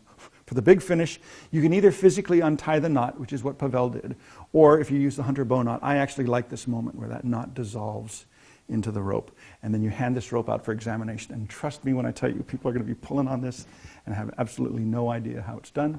And as always, you walk away like this, man. You walk away clean. Always walk away clean. Well, I thank you very much. I would love to take this opportunity to thank you one and all for your kind attention. And you know, too many years in Las Vegas. You know, ladies and gentlemen, I've never felt so much genuine love for any one single group of people. And you know, my friends, that comes from the bottom of the old thumper. And if you've had half as much fun as I've had, then I've had twice as much fun as you. Thank you, and good night, everybody. Thank you. Thank you. Good night. Thank you. Thank you. Thank you. Give me the Johnny Carson, the Johnny Carson thing. I love it. Hey, good. May I join you? Come on over here. One more time. Man. Right? Oh, man. Have a seat. Get comfortable. Oh, man. We have quite. Look at these. I've got no cards. You're going to be all right? Oh, I'm good. That's hard work. All right. I used to be your age, boy. Those were the days. You know, that probably wasn't long ago. I just look really good for my age. Oh, look great. Wow. Yeah, no. That was weird. Yeah, all right. So what a career. I mean, wow. And still going. And still going. Yeah, okay. And going very well. Oh, it's good. I love it. Bunny. You know what? I love it. It's all good. So 82 was the FISM win. That was the FISM win. Yeah, there were other wins before that, but that was the big one. So how long before that had you been doing this stuff? Oh, Gewalt. I started when I was 7, and I'm 58 now. So now I can officially say, well, I've been doing this magic for more than 50 years. Over half a century. Yeah. That sounds impressive. Yeah, it sounds impressive. And I'll tell you, I'll never forget, the Two of Diamonds is my favorite card. It's always been my favorite card. The reason for that is that's the card that got me started in magic. My very first trick was a friend of the family, just a hobbyist magician came by, and he did the Svengali deck. And of course, the force card was the Two of Diamonds. And I was just 7 years old. I was so amazed. I mean, I still remember the feeling. He flipped them. They were just regular cards, like I used to build houses of cards with. And then all of a sudden, they're all the Two of Diamonds. I was so blown away that he gave it to me as a gift. And I remember the feeling. I'd be in my room, and I'd hold this deck, and I'd go like this, and I'd go like that. And I said, they're normal? They're all the same. It's like, that's just great. And then I looked at it and said, oh, I see, they're going by 2 at a time. Oh, these are shorter than the other ones. Oh. And I was just fascinated with the method. So. You think that's led to your creative? Oh, absolutely. That was definitely. And then, you know what? And it's almost like the Lone Ranger or something. It's like, and I never had a chance to thank him. I don't know who he was. I think his name was Harold Benton. Okay. I never, in all these years in going to magic conventions, never came across him. But I would love to have said, oh, by the way, I was that little kid that you introduced to magic, and I've been doing it ever since. I wonder how many stories there are like that out there. People I'll who bet have there's a affected lot. some of these big names in magic. And they don't know. They never know. Wow, that's great. So you've been doing this for 51 years. What do you think about the state of magic right now? It's great, and it's very scary. I mean, it's different. Of course, it's different. Yeah, It's different. It's funny. It's great, and it's frightening at the same time. I mean, it's great because, boy, I remember. You know, we had to learn from books. We'd learn one move from a guy, an old man, usually at the magic club, and what he'd say is, "I'll teach you this one move, but then that's all I'm going to teach you. And you go home, and next month you come back to the meeting, and you show me what you've practiced. And if you do it well enough, I'll teach you one more thing. And if you don't do it well enough, then I'll teach you what you're doing wrong with it. And then you keep doing it until you get it right." So the information was very hard to come by. Yeah. But now it's like it's a whole different world. I've heard horror stories about people. Well, here's a tip. I got a tip. Oh yeah. If you're doing a trick and you've got a pretty techno-savvy audience, don't call the trick what it really is. Don't call it the ambitious card if you're doing the ambitious card. Because you know what? There's people, and this has been happening for 10 years or so now, who have these phone things. And they're, oh, ambitious card, huh? Oh, it's called a double lift. Oh, you're doing a double lift.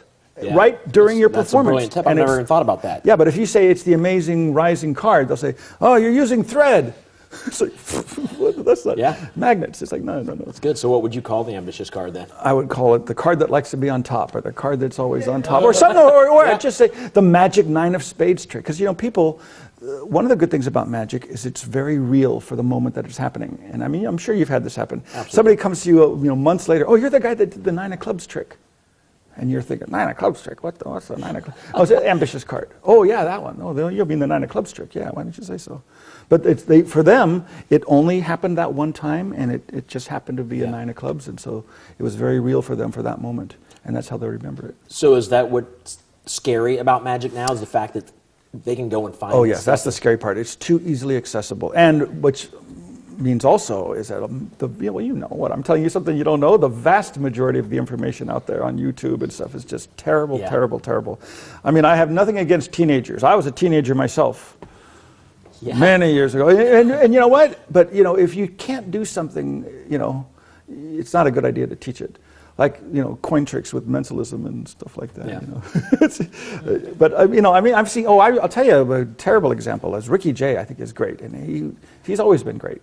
And I remember when he did the Queen Assembly on Doug Henning's show. I mean, he got a tremendous response. And Doug Henning was doing all these grand illusions with and Ricky Jay's out there with the deck of cards. And so anyway, he does this trick and it's on YouTube. Well, I guess when you're watching a trick on YouTube, there's other tricks that are similar or things with similar titles or something. So right next to, after watching Ricky Jay perform this beautiful handling of this assembly, you can see how it works. And you press the button and there's this kid who's saying, well, there are these cards, and he kind of does this, and then he has a thing where he sort of does that. Not doing any of it well, just butchering it, but exposing a beautiful piece, and that hurts. That's Yeah. you know, that hurts. It's frustrating. Yeah. So what do we do? What do you do? I don't know. I mean, It's scary. I know there's, for me, when I perform stuff, I know there's especially younger kids that know what's going on. There's always an event where there's a few people there that have gotten on the internet and they've learned this stuff. I personally think the best thing to do is just be super entertaining. And I've Yeah. mentioned that before in Yeah, that makes a couple sense. times I've had a chance to lecture here, is just be entertaining. Even if they know the trick, Yeah. if it's fun to watch, we're ahead of the game. I agree with you. And then they're even your allies. They say, oh, I know how it works, but boy, you did it well. And boy, I didn't see. And they'll talk after the show, when did you palm the card? Yeah. Say, well, you know, I practiced. And I didn't see it. how do we know we're not talking to the next Daryl? You never know. You never know. So, Right. you know, you're right. It's all good. So well, then let's talk, because this leads into a question I wanted to ask you. Try not to sound weird here. You brighten up a room when you do magic. You are always super. I just lost him. You fell asleep. Sorry.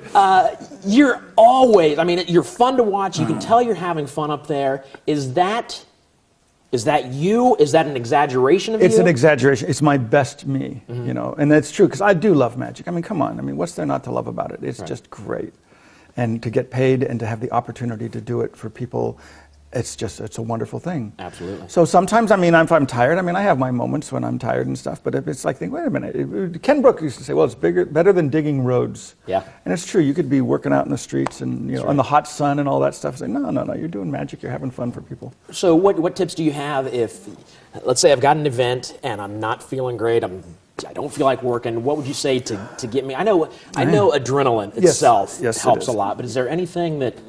Well, you know, Howard Thurston, he was famous for, I love my audience, you know, jumping up and down backstage and getting all pumped up. I believe in that. Yeah. I think that you just do it. You know, you're doing it and you get yourself all excited about it. And just think about how lucky you are. Even if you're tired, just think about how lucky you are to be able to do this. And it is a gift. You know, magic is a power. I know it sounds phony, but magic is a power. Absolutely. And you can use it for good or you can use it for evil. You can use it to make people humiliated and embarrassed and put down and feel insecure. And a lot of magicians do that. You know, I mean, they get bullied at school, so they say, well, I'm going to learn tricks and I'm going to be, you know, the smart one or the clever one. And, you know, they build themselves up by putting other people down. And that's it's using the power for evil. It's true. Or, you know, I mean, I can't tell you the number of times I've been waiting in line at the post office and there's a kid crying because, you know, and I say, hey, look at this, and I do a quick little magic thing. And boy, they love it. Yeah. And then it makes you feel good. You say, wow, that's a good thing to know. Yeah, I think sometimes we forget that how powerful it can be. Yeah. Alex is asking, and this kind of fits with what we're talking about, he's having trouble getting the reaction he wants from his audience.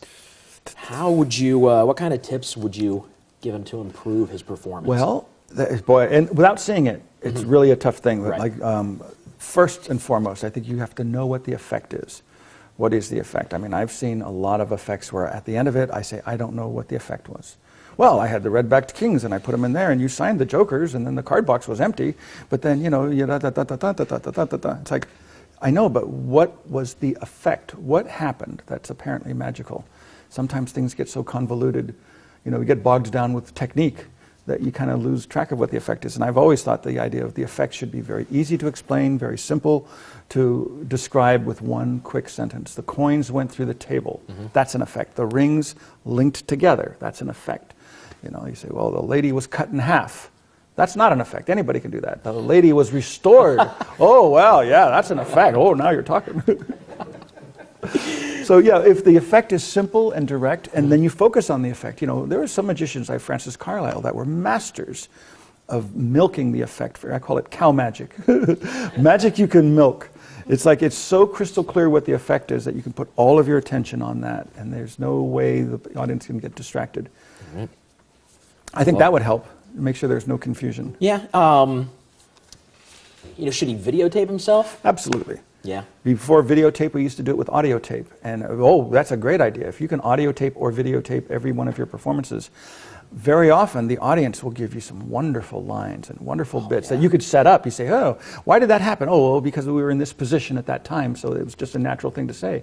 Well, if you can recreate that scenario and make that happen more regularly, it's like, man, you're just making your show better. Yeah. And the audience is writing for you. But you're right, you've got to be able to see what the audience sees. And you know, if you're practicing and all that you're showing the audience is the top of your head, and you're busy looking at your cards or something, that's no good. But if you have a video performance of your show, you say, oh, geez, I didn't even realize, I didn't look at anybody once. Yeah. I never took the time to look up at the audience. You know, I was so busy watching myself doing stuff. First time you videotape yourself, it can shock you. It can shock you to see. But in a helpful way, though. Oh yeah, it's absolutely. Like good. Well, let's stay on the shows. I had a lot of questions about let's shows. go. Ooh, this is good. How do you handle hecklers? Do you get hecklers? Do you have any heckler stories? I used to when I was, yeah. That's from Lucas, wants to know that. You know what? Hecklers, here's the first thing. I mean, Leipzig used to say, you know, they'd rather be fooled by a gentleman. And that's true. If you come across as challenging, then you're asking for hecklers. You're looking for trouble where none would otherwise exist. But if you're having fun and that enthusiasm is contagious and they're having fun, what's there to heckle? I mean, really, what is there to heckle? It's like, you know, you don't go heckle somebody who's having a great time sharing something with you, but you do heckle somebody that says, I am great and you are scum, and I'm going to show you why. Yeah. And they say, oh yeah, well, I don't think you're so great after all, and let me show you why. And then they're butting heads and there's conflict, and that's no good. So don't cause somebody to be a heckler in the first place. Oh yeah, don't give them any reason to heckle, because if you're, oh, here's a funny thing, here's a story. I don't get hecklers, but sometimes I'll do a trick where the effect is you make them the magician. You know, like Out of This World, for example. I have a version which I'm very happy with, and this guy went out of his way to try to mess up my little trick. And guess what? Don't you love that? No, but guess what? I let him. Yeah. He's not messing up my trick. He's messing up his own trick, because you know he was going to be the center of attention. He was the one that was going to be the hero. So I just let him do whatever he wanted to do, and at the end they were all mixed up. And I said, well, I guess you don't have the power after all. Hey, let me try it with somebody over here. This nice person who seems to put out good energy.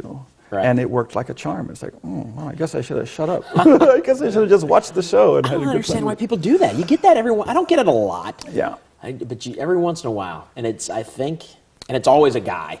And there's different kinds of hecklers too. I mean, there's some hecklers that really, I believe, like same with comedy clubs, they believe they're actually adding to the value of the show. Yeah.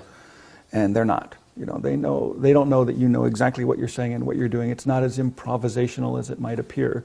So it's not like they're giving you stuff to work with. They're messing up your timing, and they're just taken away from the show. I have funny, but I used to work in Newport Beach, and it was a pretty rich area.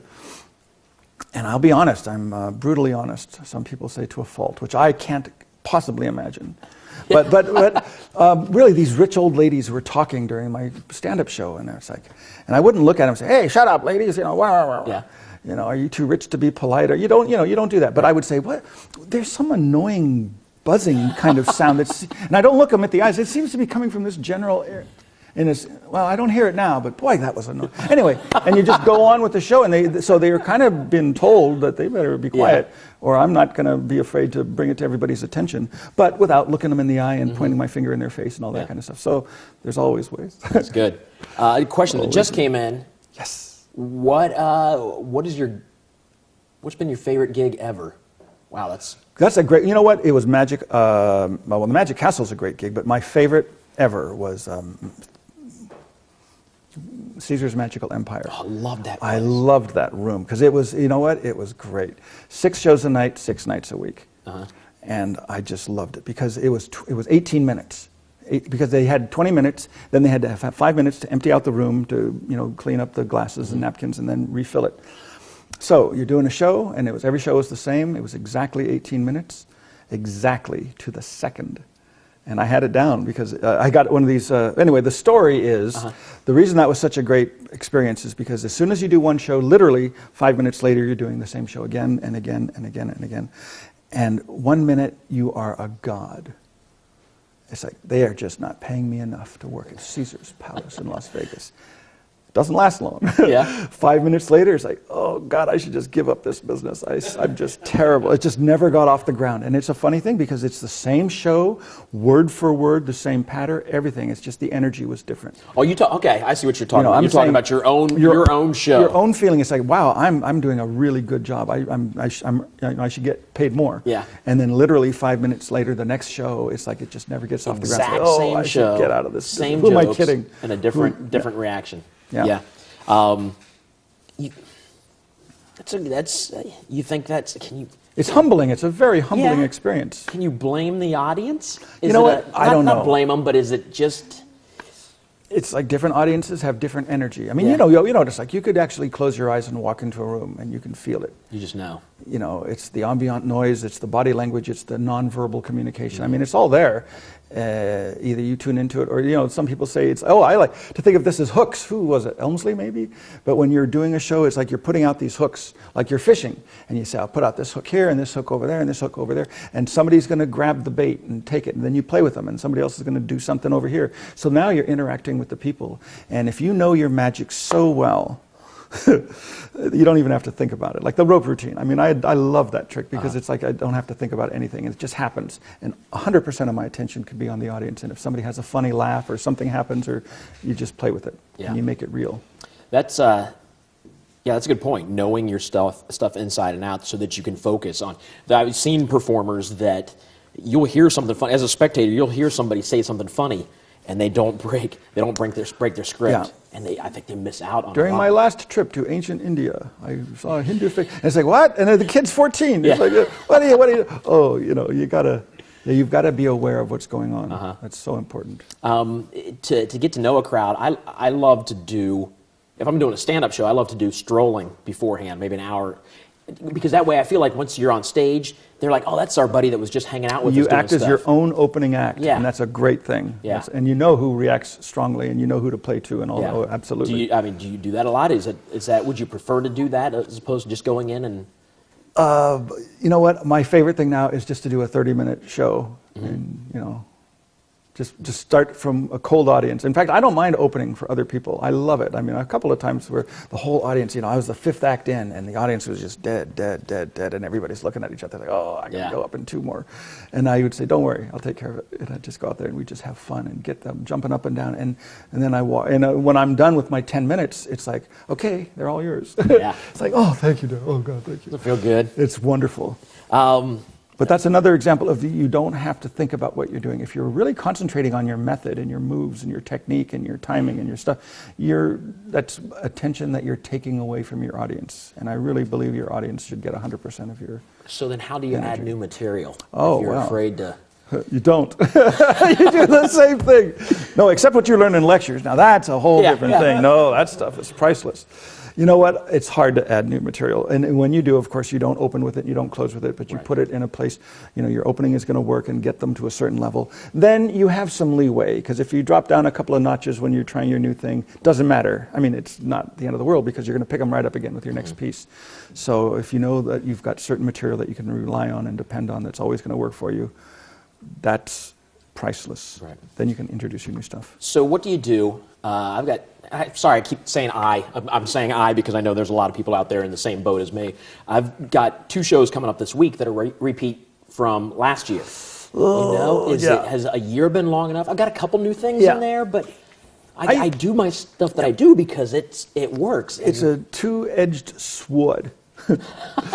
Because it's true. What if you were to do all new material? You think you're doing your audience a favor. It's like, hey, you had me last year, but everything is new. Yeah. And you'll get people that'll say, oh, but you didn't do that thing with the thing, and you didn't do the thing where you got the person from the audience, and you did that interaction. And they want to see it, because sometimes people will come They've seen you before. They know what to expect. They know what they want to see. And they'll bring a friend. They say, oh, you got to see this one thing that he does.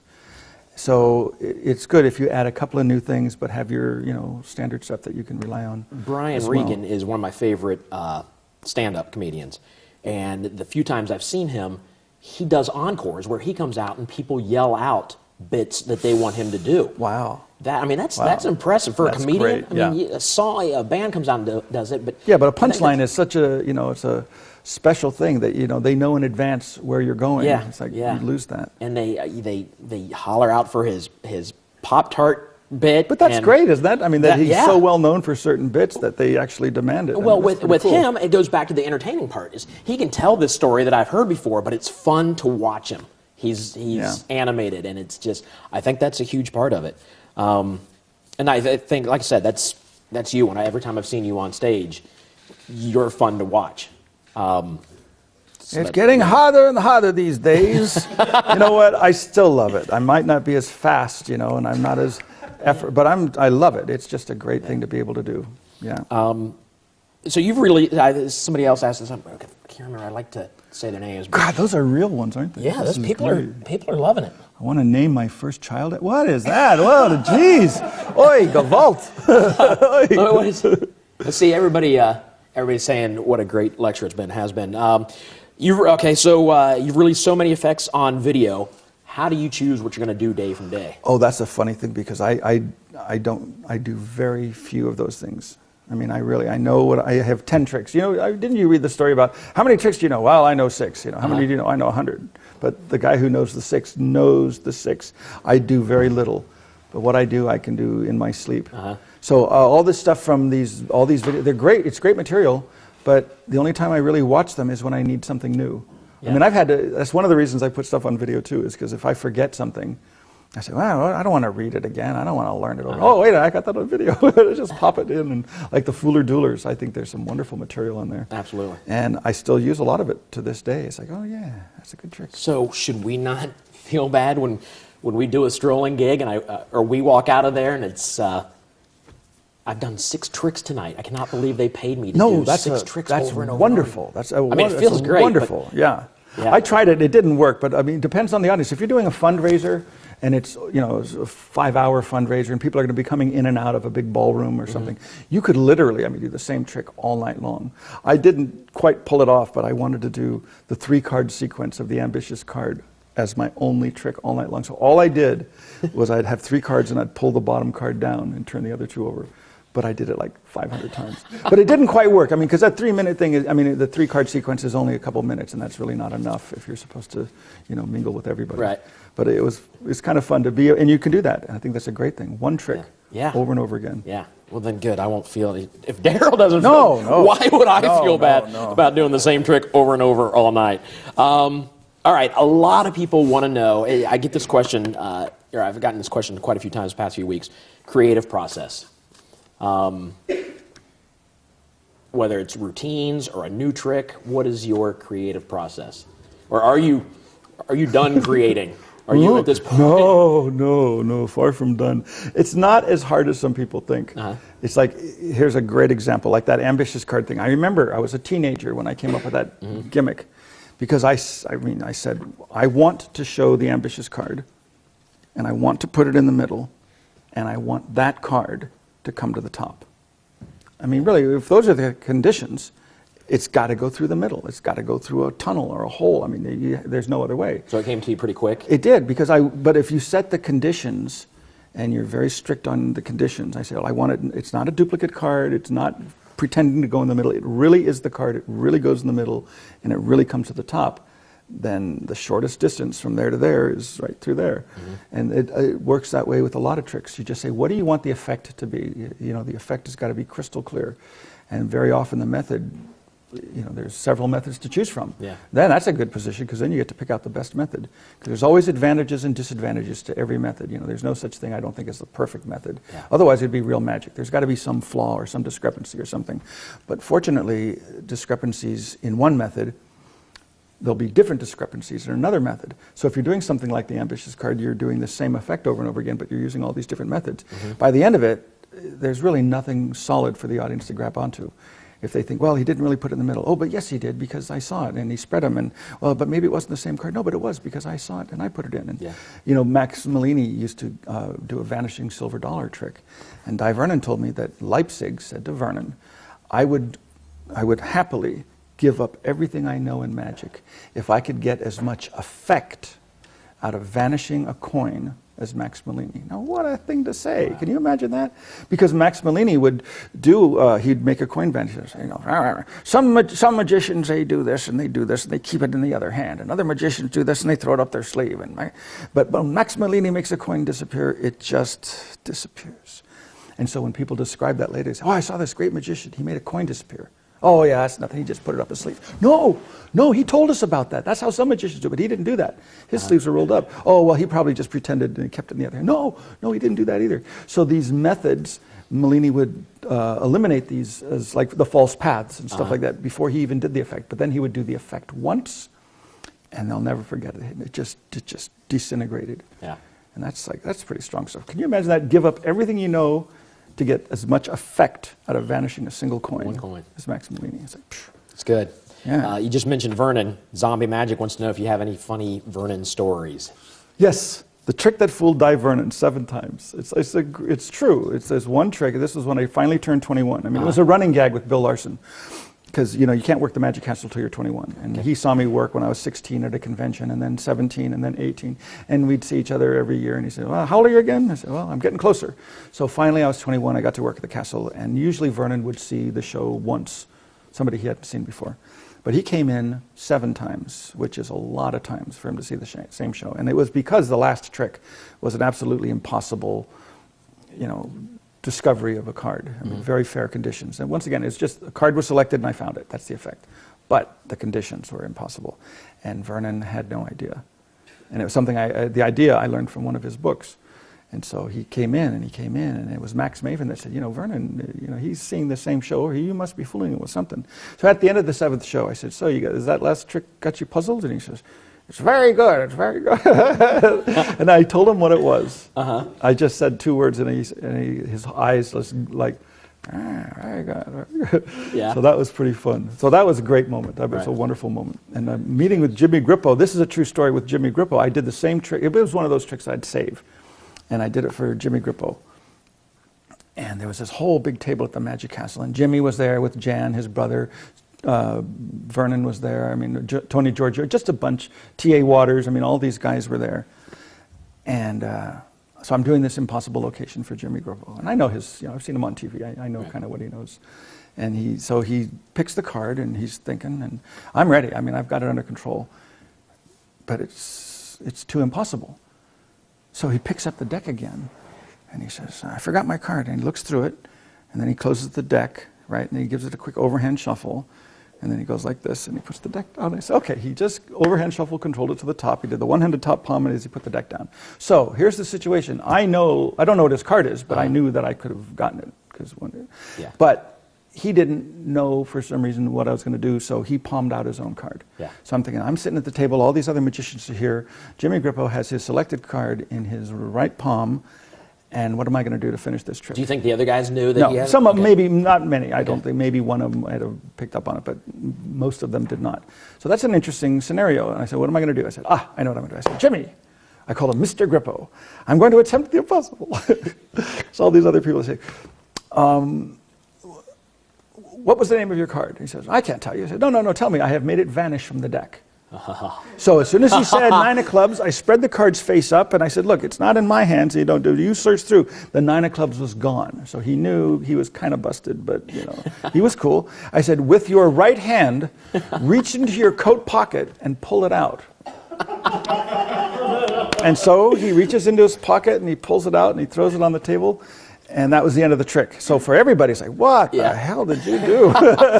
But Jimmy and I knew that there was some more going on. And it wasn't until about a year later that I actually asked him. Because I said, what were you going to pull? I mean, I'm just this kid who's trying to show you something, and you're messing with me. And I don't think I believe him to this day. But he said, well, I felt sorry for you because I didn't think you could find it. And I said, Jimmy, I had it under control. So I was trying to help you out. And I said, yeah, okay, fine. It worked out okay, but... Yeah, that was a good meeting. That's Jimmy Grippo. He was great. Now he was an example of somebody who really knew how to milk the effects. I mean, the language of the eyes, he was just so good. Because he was a hypnotist as well, so he would really know how to sell. He was great. Wow. Yeah, there's no question about what he was doing.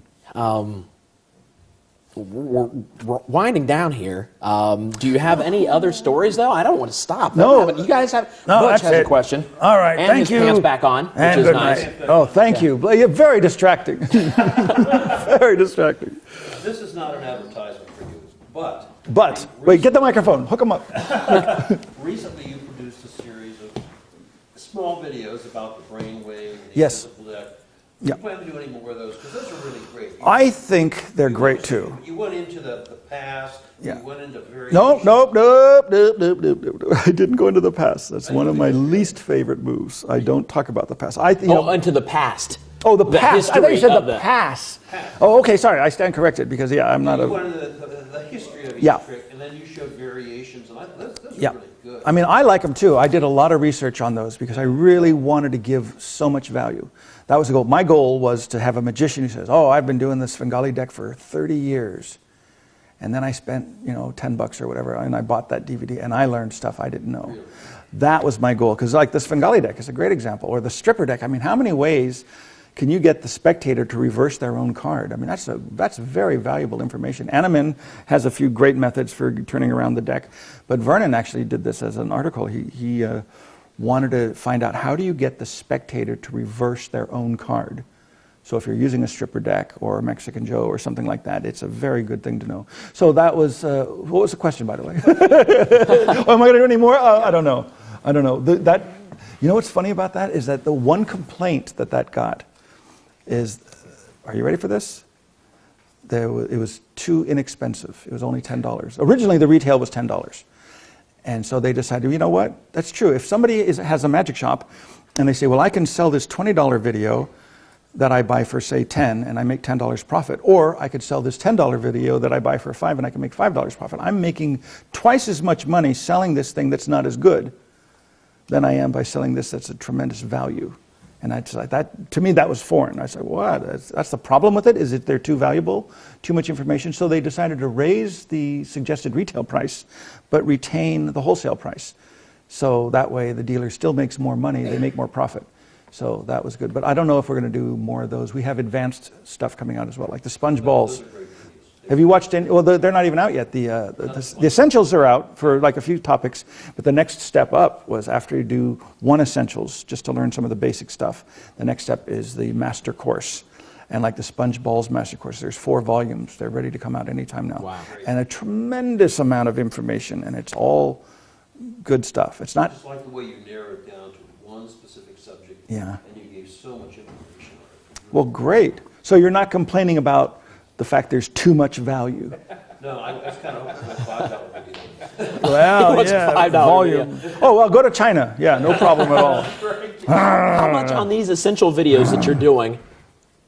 Are you doing some research, or is this all... No, God, no. I do a lot of research. I mean, literally... How much of it is new to you, and how much are you learning as you're It's not making necessarily new to me. Some of it is, yeah, but not a lot of it. It's stuff that I've read in the past. Like Steve Spill. I remember he fooled me with the thumb tip vanish of a sponge ball.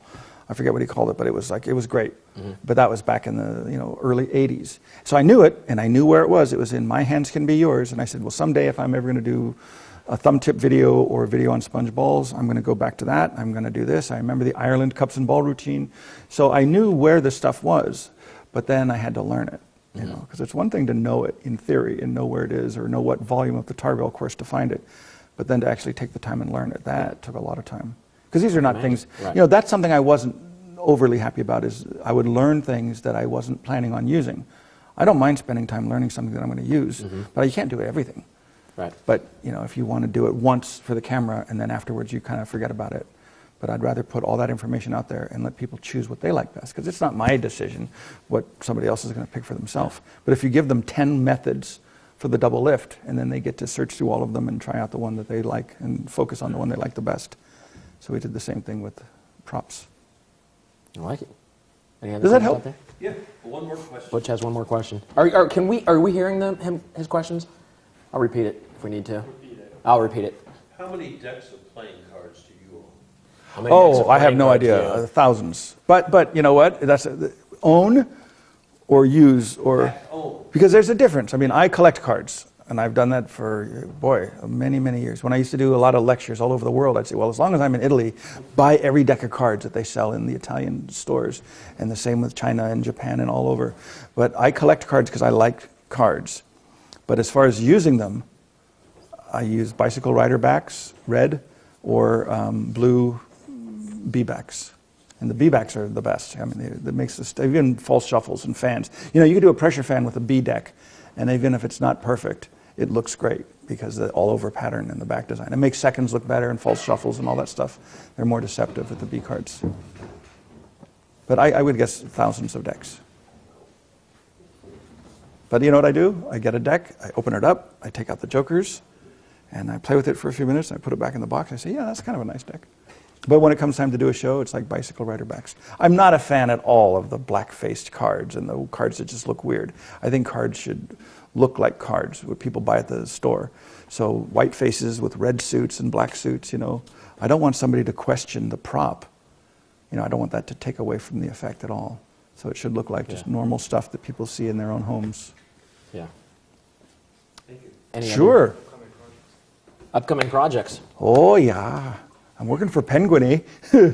Yeah, this is a project, and we're doing some more DVDs tomorrow and the next day, and I've got some stuff. We're Yeah, here they're to... putting you to work while you're down. Well, I prefer to call it sharing of knowledge with a brotherhood.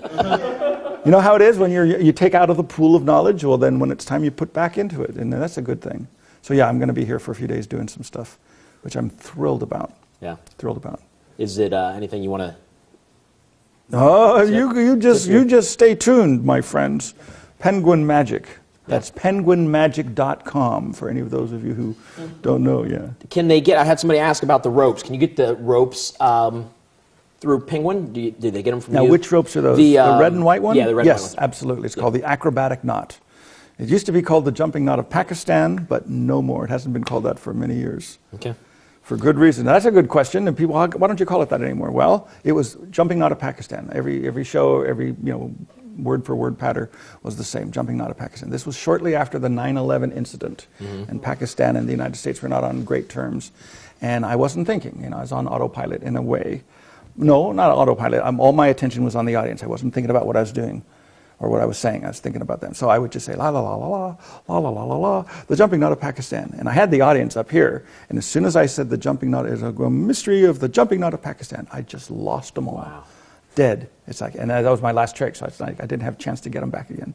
So I thought, what was that all about? What, It was on a Monday, like right after 9/11. So I didn't realize. And somebody said, oh, I guess you shouldn't have said Pakistan. It's like, oh. Yeah. So wow. the next show, 3 minutes later or 5 minutes later, it's like a little something called the amazing acrobatic knot. Watch closely. Here we go, and everything was fine. So That's good. that's why I changed the name. Wow.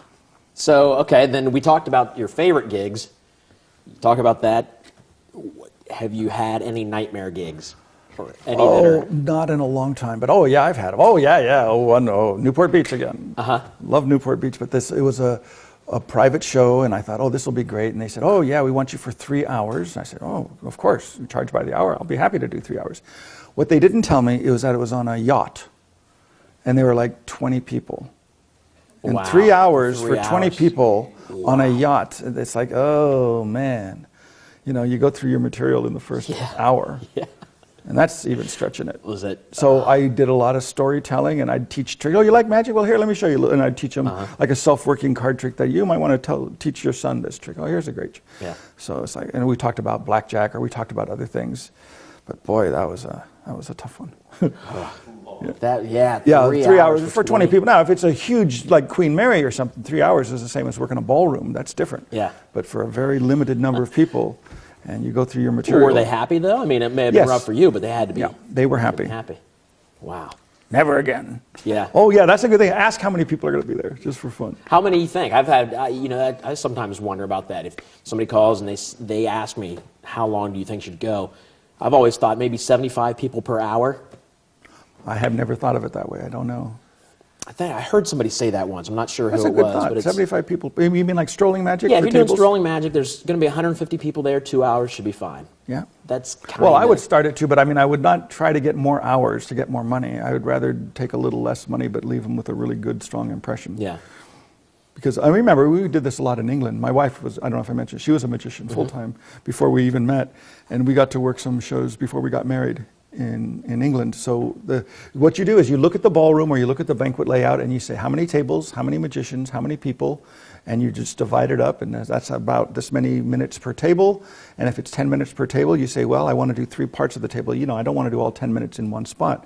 I want to do, 3.5 minutes here, 3.5 minutes there, and the rest of the time over there. And then you go to the next table and you do it again. So it's really the whole night just runs like clockwork. Yeah.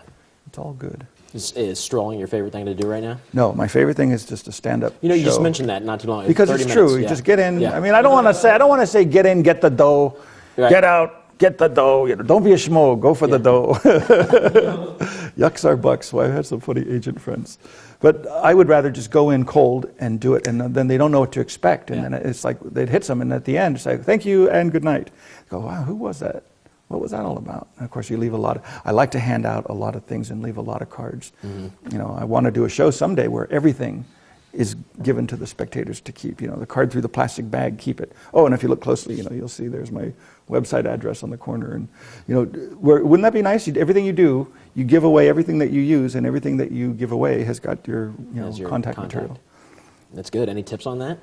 I mean, you just kind of just put your contact information on everything? On everything. I mean, Yeah. well, first, I decide what tricks you're going to do. If I've never done the card to wallet, but if I was to do the card to wallet, I would get envelopes printed with my contact information on it, and you let them sign the card, and they get to keep the envelope and all that stuff like that. Great. Well, I always liked your third-dimensional hyper card. Oh, that's a great example. I love that trick. Uh-oh. Yeah. Sorry, somebody wants to know why you hate, all capital letters, the pass. No, I don't hate the pass. You know what? I don't use it. Because here's the thing. I don't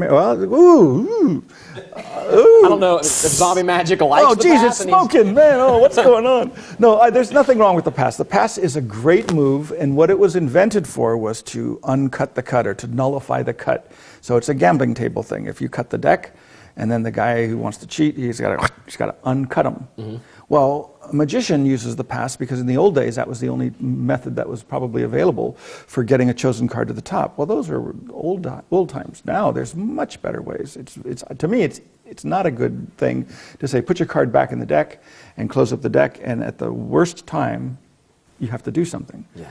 I mean, that's better if you do it really well, which is tremendously difficult to do. You at least pause a little bit or have a time delay or something, do it on the offbeat.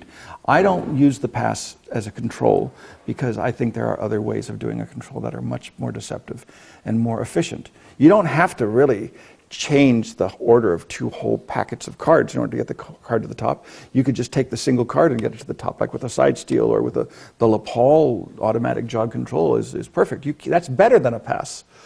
Because you could say, put your card in anywhere in the fan, push it in yourself, immediately put the deck on the table. You can't do that with the pass. You've got to hold a break, and maybe you can do a little step. I'm just thinking that the pass for using it as a card control, for me personally, is not the best. I mean, if you do a perfect pass, there are some advantages to that because it looks like you do nothing. Whereas if you're doing some kind of a control or double cuts or something, it looks like you're doing something, and doing nothing would be better than doing something. But there we go. That's a lot of work, though. That's a lot of work. Should answer this question. Man, we got so much stuff going on here. We need to have you back just to I'm sit sorry, and what was talk. that again? Let's just sit and talk for 3 hours. Oh, yeah, what if? Anybody else? Any other? Oh, we got one over here. You had mentioned, obviously, having core material in certain routines that you like to focus on. In a strolling situation, how do you handle people following and or people with requests for repeat material? Do you have a special set held back for those instances, or do you repeat material pending on? Based on That's a great Let question. me repeat it just so Yeah. folks at home can hear. We talked earlier about doing 6 tricks a night. What about the folks that follow you around? Do you have something in reserve to? Yeah. to take a hike. No, you know what? I'll teach them a trick. Because, I mean, if they want to follow the magician around from group to group, I mean, I think chances are pretty good that they have an interest in magic and they want to learn something. Yeah. So I'll say, oh, I'm not going to confront them. Right. You know, they're not the enemy. I would just say, oh, do you like magic? I mean, you seem to be enjoying watching me do it for several people. And they say, oh, yeah, I love magic. Well, here, let's come over here. I'll show you. I'll teach you something. They love it. Yeah, and then send them off to, you go practice that show. Yeah. Go see if you can get that real fast and come back in a couple hours. Exactly. And then everybody's happy. Yeah. But yeah, you can't just say, hey, stop bugging me, kid. Yeah. Because, you know, it could be the birthday boy, or well, yeah, it could be kids are- the daughter or the son of the, you know, the guest of honor or something. Who knows? Man, you become the Pied Piper at a lot of the kids events. But I've even had it happen with, you know, grown-ups that will follow you, maybe not as intently as kids do. They don't grab onto your coat. Yeah, yeah. But it just drives me crazy when they, you know, do the trick where it comes out of your wallet at the end. Oh, yeah. Do the trick where she ends up with 2 sponge balls in her hand. It's like, oh, man. Just tip the gaff. Yeah. Eric, did you have a question? If I remember accurately, in a lecture years ago, you said Pavel was one of your favorite magicians. Oh. And obviously, Yeah. you're still doing a Pavel trick. Was there any other collaboration? Nope, that was the only one. That's the only one? That's the only trick you I've learned just from always admired his thinking. His book I thought was great, The Novel Magic of Pavel. He's got several sets of lecture notes, but he's got one hardbound book. And there was a chapter in there on creativity and how, because I think he was one of the very most creative magicians in the world. Now, Gaten Bloom, I think, is the #1 guy, just really out there doing weird stuff. But for Pavel's day, and this was back in the 70s, he was doing stuff that nobody else did. I mean, everybody does torn restored tissue paper, you know, or torn restored napkin. He would have a piece of paper with a printed black horse and a printed white horse, and he'd tear them up together and restore it as a picture of a zebra. I mean, it's you know, just a nice little touch and nice ideas that he had. Yeah, his stuff was great. So anyway, his hardbound book's got a whole chapter on how to create magic and coming up with different methods, and he gives some examples of some of the tricks he's come up with and how he arrived at those particular solutions. And that was tremendously valuable. Another great favorite is Billy McComb. Talk about a working professional. Boy, he worked everything. And it was just great stuff. Very, very practical. Yep. All right. Anything else? One more from Butch. No, just, of course. You obviously study a lot of magic. I mean, you have an encyclopedia in your head. Do you still study as much as you did when you were younger? Not as much as I do. No, things are different now. I mean, when I was younger, boy, when I was a teenager, that's all there was. That was my life. But now I have a wife and I have a family and I have, you know, mortgage payments and, you know, other things that I have to do. So I don't spend as much time, you know, learning new magic and reading. I mean, I still collect the books and I still get a lot of the magazines, but I just don't make the time to read it as thoroughly as I used to. And actually physically practicing, you know, I miss that. So maybe someday when my kids are grown up, you know, and I'm an empty nester, and I say, oh, good, I could sit in my rocking chair. And I could sit and I practice. Maybe then I'll learn the pass. Maybe. No, too much work. Wow. Anything else? You got anything else? I mean, because you talk as long as you want. Oh, I'm happy. I feel good. It's hard work, though.